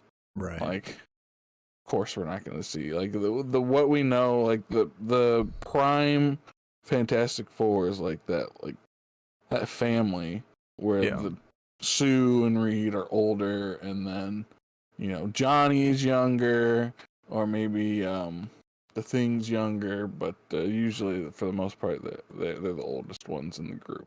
So that makes sense. Yeah. If you think about it, it's literally fighting superheroes with family, you know? Yeah, no, like they were like they're considered the first family of Marvel. Like they popularized Spider-Man because Spider-Man first showed up in one of their comics, and it wasn't like an early comic. I actually gotta look that up. That's gonna bug me. Like what up? When Fantastic Four showed up, or when Spider-Man showed up in Fantastic Four, what issue? Okay. I'm gonna say 4. I don't know why 4, but 4. But yeah, Kevin Feige, when he was talking about the Fantastic Four, info coming soon, he did mention too that they plan on like making the Fantastic Four like one of like the new centerpieces of the MCU moving forward, like they are in the comics. So whatever happens, we're gonna do it right. right. Yeah. But yeah, this one is obviously more so of a rumor than the other, like the actual casting news. But yeah, if they are like already parents by the time of the movie, that's gonna be pretty crazy, especially if it's like, either like Franklin Richards or Valeria Richards, either or both. To see them like this early in the MCU is kind of wild, honestly, because I didn't think that would be for like some time down the road, but we'll have to see. I was wrong, by the way. It was Amazing Fantasy number 15 was the first official appearance back in August of 1962 in the Silver Age of comic. All right, well, I was wrong. Anyways, moving on. We're gonna talk about a little something I was excited to see, but didn't think I'd like as much as I did. And that is the Super Bowl trailer for The Flash. I don't know if we want to watch it. I don't know if we have time, but we'll just talk about it because we still got some stuff. I had heard it was good from screenings, but I'd heard that about other movies. I always liked Ezra Miller's Flash. He was just a fucking weird dude in real life. But it seems that like, he's trying to get a grasp on it, and he's going to therapy and whatnot from what I've heard. But yeah, that could all be mumbo jumbo just to keep making money off these movies. Right. But besides the point, I am really looking forward to this movie. I didn't think it was gonna hit as much as it did on that trailer. I've watched it multiple times and I still get pretty hyped. So hopefully this is the beginning of good things to come from DC. I don't know. What do you guys think? Yeah, no. It looks awesome. Go ahead, Ben. Go ahead. It looks awesome, and it looks like DC's version of the multiverse a little bit. Sheesh. With showing some different timelines in the DC universes, I guess. Let's just hope the story doesn't suck. Right, dude? Although I don't think it will, based on the story beats that they're showing. They're not showing too much in the trailer, obviously, but they're showing like a skeleton of what the story's going to be, and like it's inspired by Flashpoint and whatnot. But I am interested to see how they differ from that. Right. Yeah, I mean they didn't even show the movie's like real true villain. Wink, wink. Yeah, exactly. Wink, wink, It's General Zod, dude. Yeah, dude, it's Zod. Definitely Zod. Definitely. It's got to be Martian Manhunter. It's only Zod, dude. But yeah, no. Well, we talked about before, like, how like a bunch of people, like both at the studio and like people have seen like the test screenings who are basically saying that they thought it was like one of the best, not just DC movies, but a lot of people are saying it's like one of the best just superhero movies they've ever seen in general. That's kind of wild. Yeah, I don't. That's kind of wild because we've gotten We've got some pretty good ones. Dark Knight, Spider-Man Yeah. No Way Home. Like, we've gotten like top tier fucking movies. Yeah. As some of these movies, but I mean, it has the potential. I'm not gonna say Yeah. like it doesn't have the potential because from what I'm seeing, looks good. Visuals look good. Actors look like they're in place. Like, you know, the action looks cool. Like, Yeah. so like they have the potential, you know, to, you know, throw some surprises, tell a good story, and then just let it reboot and go into whatever they're doing. I think this is a rare opportunity per se to, like, you know, throw some punches and take some risks because, you know, it's at the end of the day it's gonna start into something new. Yeah. I will say, while the trailer looks really good, and I think I mentioned this to you guys too before, it doesn't, I can't say, just based off the trailer, by the way, I'm not saying it's gonna be, but just based off the trailer, I can't say that I see what people are talking about when they say it's gonna be like one of the best superhero movies. But you know, obviously it's only a 3-minute trailer. Obviously, there's a bunch of stuff that's gonna happen that we don't know about. But yeah, you know, we'll see. I at the very least, I think it's gonna be good. You know, I think it'll still be to be determined whether it's gonna be one of the best superhero movies. You know, at least like the general consensus of it being that. You know, but we'll see. I'll give it to him though. He had one of the best parts of the Snyder cut. Of who? So, the Flash. Oh yeah, for sure. Like the one part that actually had like a little bit of heart behind it. Right, yeah. I shouldn't say that. Zack Snyder's movies are like always got a bunch of heart, and that's sometimes the problem. True. But yeah, looking forward to it. But yeah.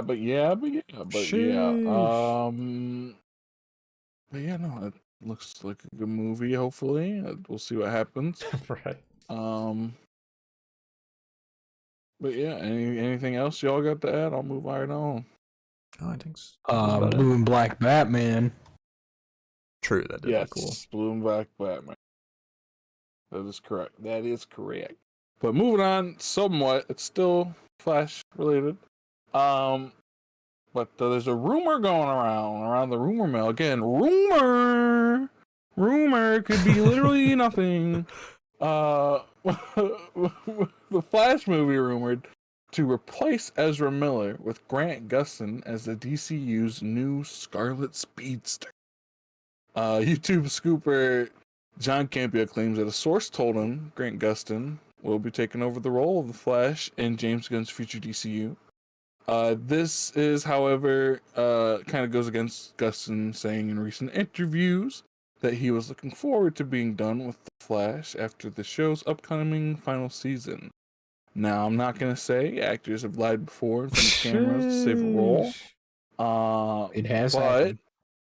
Andrew Garfield is the wolf. True.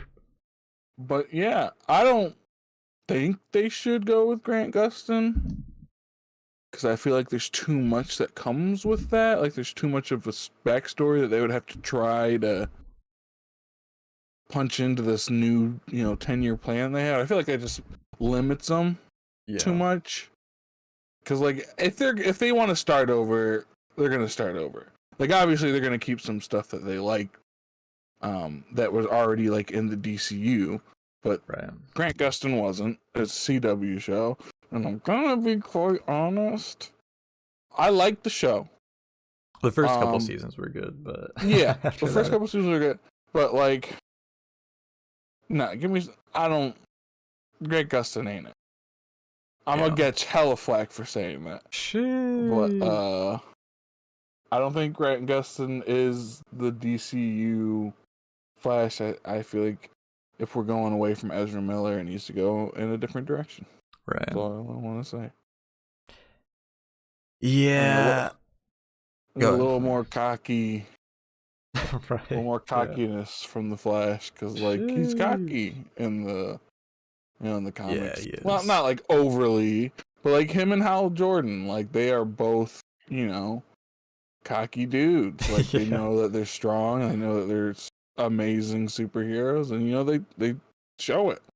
But yeah, no. But yeah, that's all I gotta say. Go on. Yeah, I find it pretty hard to believe as well. Only because even if Grant Gustin is lying when he says that, he's looking forward to being done playing the Flash. I mean, at the end of the day, by the time he's done, he's gonna have already played the Flash for 10 years, right? Yeah. And he's gonna have to lock in for another 10-year deal to play the Flash in the DCU if that were the case. And I mean, I can't say that it's impossible, like that he wouldn't do it. I mean, if he loves the role enough, but that's a big commitment to have already played a character for 10 years and then lock in for another 10-year deal for the same character. I mean, I don't know. I just find it hard to believe that, one, that he would be down for something like that, and two, that that's the direction that James Gunn, and them are gonna go with. But I think they just haven't decided yet, honestly. I think they're gonna wait to see how the Flash does, like the movie, and go from there. Like if it turns out to be as big of a hit as they're hoping it's gonna be, I think they're gonna wait to see with Ezra Miller. Like I think, yeah, for sure. Ideally, they would want him back after that. Yeah. And they're just gonna see like how their rehab, and whatever goes. But like, what if we tell them they're in rehab and they're sorry? Right, dude. But yeah. Do you want to move on? Yes. We got like a little over 15 minutes left. Yeah, no, you're good. The Justice League, J.J. Abrams' Justice League Dark Project has now been canceled. He will now be a producer on the upcoming. This is good news, guys. Yeah, he will now be a producer on the upcoming Constantine 2 film starring Keanu Reeves, which was recently confirmed to still be happening despite a new DCU forthcoming. It's still unknown whether the movie will be a part of the DCU or an Elseworld project. But that is fucking exciting, if I do say so myself. Yeah. And then, like, I feel like a Justice League Dark can still come later down the line, especially after introducing Constantine to the DCU. Interesting if they do that, because it's going to be Constantine 2. So if it is part of the DCU, does that mean Constantine 1 was also part of the DCU? I don't know. Because that's a good question. That'd be hard to... But anyways, I like that. I'll Keanu Reeves and anything, man, I'll watch it. Especially if it's Constantine 2, because Constantine was fucking awesome, especially for when it came out. Yeah. It'll be interesting to see an older, more grizzled Constantine being played by Keanu Reeves, because he had already had it at a younger age, and now that he's been doing this shit for years, it'll be interesting. I'm definitely excited to see that. Like, that's such a good fucking idea to just be like, you know what? Yeah, scrap it. We'll do Constantine 2 with Keanu Reeves still. Yeah, I was a little bit worried because there was, before it was confirmed that it was still happening, there was a rumor that they were going to cancel it, the second one. So now that they confirmed it's still happening, I'm really happy about that. And while I would like for that to be a part of the DCU, Keanu Reeves being Constantine in the DCU, I mean, at the end of the day, I'm still just happy that it's happening, whether it's a part of the DCU or not. Yeah. I mean, I'll take it either way. But... Yeah, no, definitely, I agree. I think I'm just happy to get it either way.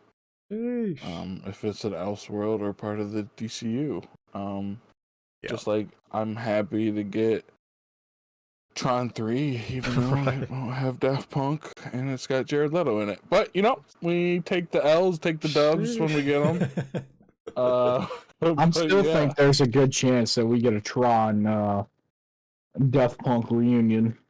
Bro, I would 100% be like, okay, I'll watch this Tron movie with. If Bill Iger can make Toy Story 6 happen, he can make fucking Daft Punk happen. But yeah, no, it'd be interesting too, because I wonder how they've been doing, because they've both wanted to do like solo shit. But I wonder how they've been doing, because I haven't really been paying attention to their solo shit. So I don't really know their names. I know they're both French, and they got weird French names. That's all I know. Weird to me, because I'm not French. It's all relative. Weird. All right. Is that? That's all I got, Captain. All right, cool. Well, we got 14 minutes left, and yeah, I will try my best to speed through this stuff, so that we can done before Evan has to leave. But anyways, starting off, there is 2 Star Wars movie developments.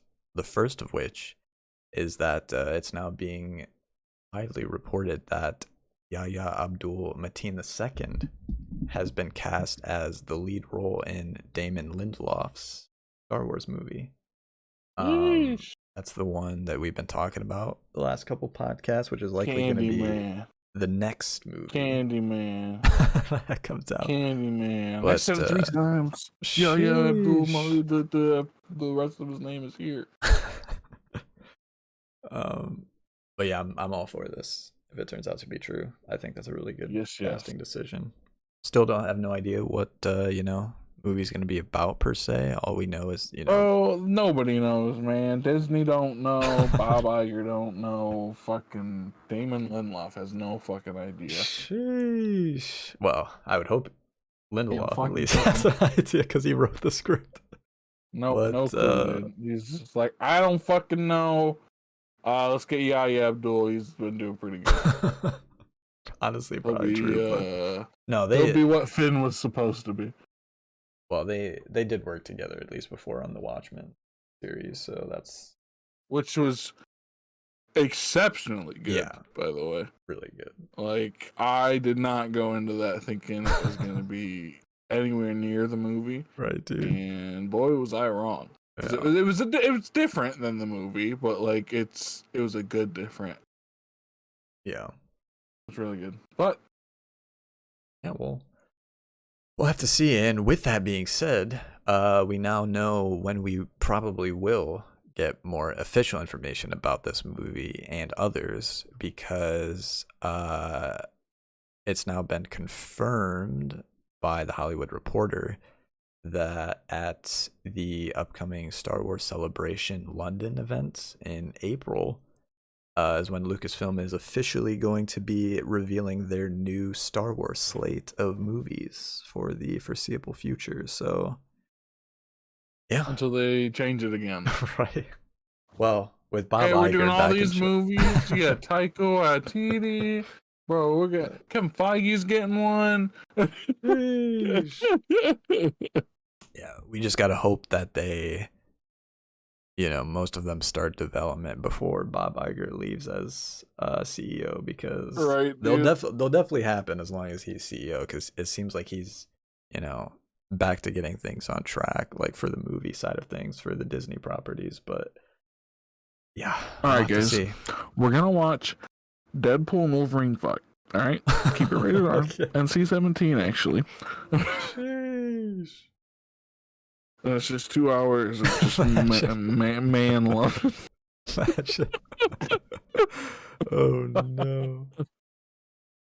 But yeah, that's when we'll be getting more information about that event in April. But anyways, moving on to some Marvel related stuff. So who was it? The Cosmic Circus, they started a podcast recently.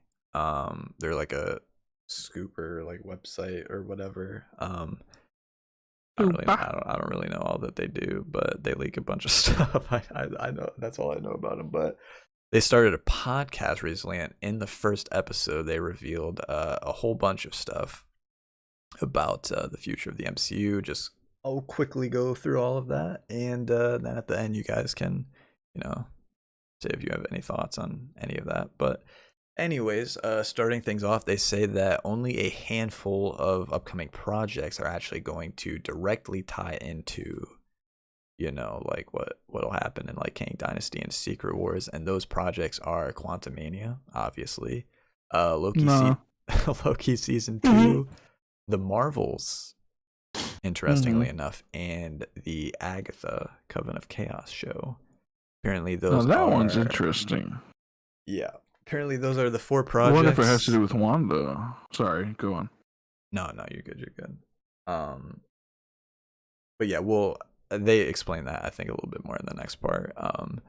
But yeah, those are the 4 projects that they say are going to be the ones that tie directly into, the future of all that. And apparently, they say that magic is going to have quite a big impact as to what happens in Kang Dynasty and Secret Wars. They say that hold on, let me scroll through this. Apparently Kang is going to turn out to be the one that orchestrated the events of WandaVision and Multiverse of Madness by making sure that Wanda found the Darkhold, I guess, to make sure that, it would corrupt her and she would eventually be taken out of the equation per se, so that, he has essentially free reign to do whatever he wants. But as to which Kang variant they're talking about here, I have no idea. Remains to be seen. But they say one of his variants supposedly authored the Darkhold, and that they noticed similarities between the imagery in the Darkhold, the 10 rings, Miss Marvel's bangle, etc. Yeah, they're all related for sure. And that he's essentially, at least the Kang that wrote the Darkhold, is like a Nexus being and was trying to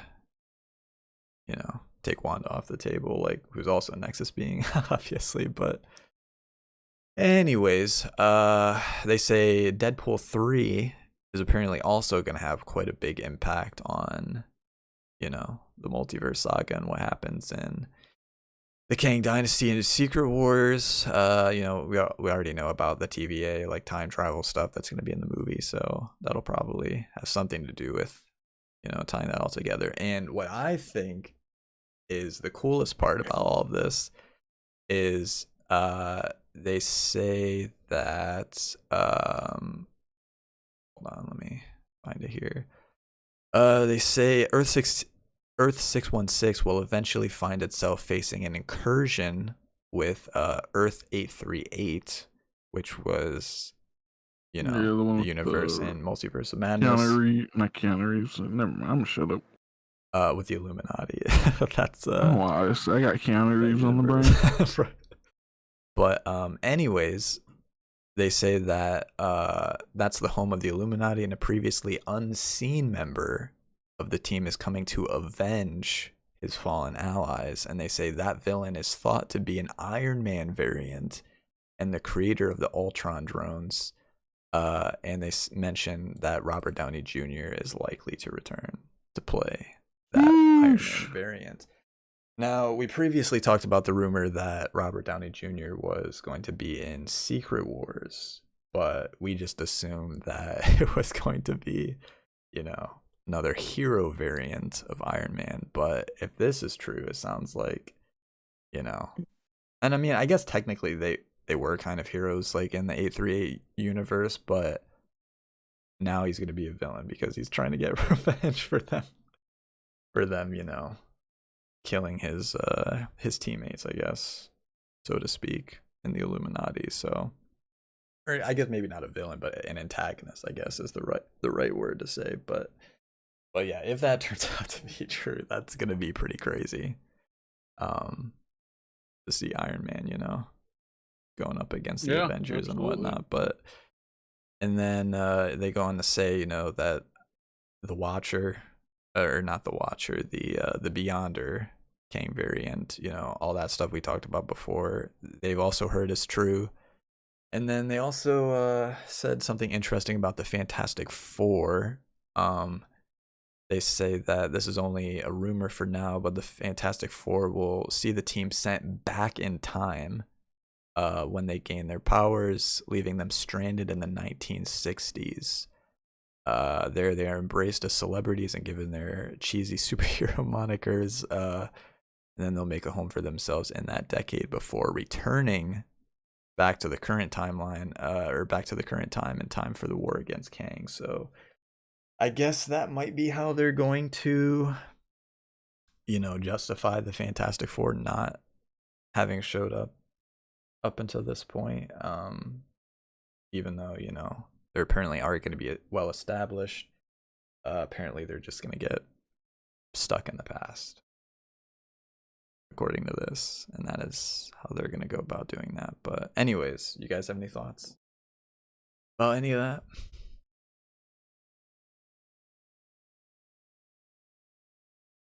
I mean, I think it's a cool idea. Yeah, for sure. Again, more rumors. Never know which ones to believe, and I kind of don't believe any of them at all anymore. Right. I mean, it kind of does make sense, though, right? Like, if yeah, no, it definitely makes sense for sure. But yeah, I guess we'll have to see how they choose to go about doing it. But that is it for that. Move on here. Another quote unquote rumor. Apparently Sony is in talks with Henry Cavill to play Marvel's Spider UK character in an upcoming project. Don't really know a whole lot about that character, to be honest, other than the fact that he's like a combination of like Spider-Man and Captain Britain in the Marvel comics. But yeah, I don't be cool know as to what project that would be, if it's gonna be like a his own solo project or appearing in something else, who knows. But yeah, that is a rumor going around right now. We'll have to see. And apparently someone oh wait, no, this is after that. So there was a bunch of rumors going around that the new DCU Batman in the future was going to be a Batman or an actor who has already played Batman before. And some people were saying it was going to be Christian Bale. Some people were saying it was going to be George Clooney. As to who's going to be the new Batman in the new DCU. But James Gunn has since debunked that and said that that is not true, and that they're going with a brand new actor to play Batman for his DCU. So there you have it. Nothing to talk about there. Robert Pattinson in a wig. Guess none of that was true. Imagine. It's the other guy from Twilight. Taylor Lautner. Stop, I gotta finish this. Hold on. And then to go along with that, he who was it? It was this Bleeding Cool Twitter account. They posted a bunch of characters that they would like to see in the future of the DCU. That includes Arsenal, John Kent, Superman's son in the comics, Vixen, Terra, the Kyle Rayner version of Green Lantern, Nightwing, Static, and the Cassandra Cain version of Batgirl. And James Gunn essentially confirmed that half of those characters they currently have plans for. As to which 4 of these 8 characters it's going to end up being is anyone's guess. Probably not Superman's son, because he's going to be a younger Superman starting off. But any of the other ones I could easily see. So yeah, 4 of these characters we will see at some point early in the DCU process. And with that being Don't fuck said, them up. we get to the last segment. So there's a couple video game related stuff that I'm just gonna go over very quickly. The first of which is that there was 9 minutes of gameplay for Star Wars Jedi Survivor that they released. Obviously, we're not going to watch all of it, I'll have but to watch that later. Yeah. that is a thing. Looks very cool. Biggest takeaway for me was that they finally added dismemberment to the game. You can now chop off people's limbs with your lightsaber in this game, which some people were, a little disappointed was not an option in the first game, but now it is. It's not going to be something you can do like all the time, but it's just kind of be like a random thing that happens, with certain enemies. But yeah, that is a thing. Lies of P, which is like a Pinocchio inspired like Souls-like game kind of. Yes, it is. Which I've been very much looking forward to. They not only released a new gameplay trailer for that, but they also confirmed that it's currently scheduled to come out in August of this year. Sheesh. So pretty cool. Dead Island 2 has been moved up a week, so it'll now come out April 23rd, which is good because after they delayed Jedi Survivor, they were both going to come out on the same day on April 28th. So I'm definitely glad that they moved Dead Island 2 up by a week, so both those games don't come out at the same time. But yeah, and then the very last thing I just wanted to quickly mention is that this upcoming week there's 2 games coming out that I'm pretty excited for, and that is Atomic Heart and Sons of the Forest, which we should definitely all play. We should definitely all play that, by the way. But anyways, yeah, that's pretty much all I got. For kind of had to quickly speed run the last couple things because Evan's got to get out of here. But yeah, are there any closing remarks that either of you have? Not here. All right, sounds good. Well, that is going to wrap things up. The next podcast will be probably like 2 weeks from now, like usual. So expect another one then. That's all I can say. But yeah, that's going to wrap things up. You all have a good one, and we'll see you next time. Bye, everybody. Have a wonderful time. We'll see ya.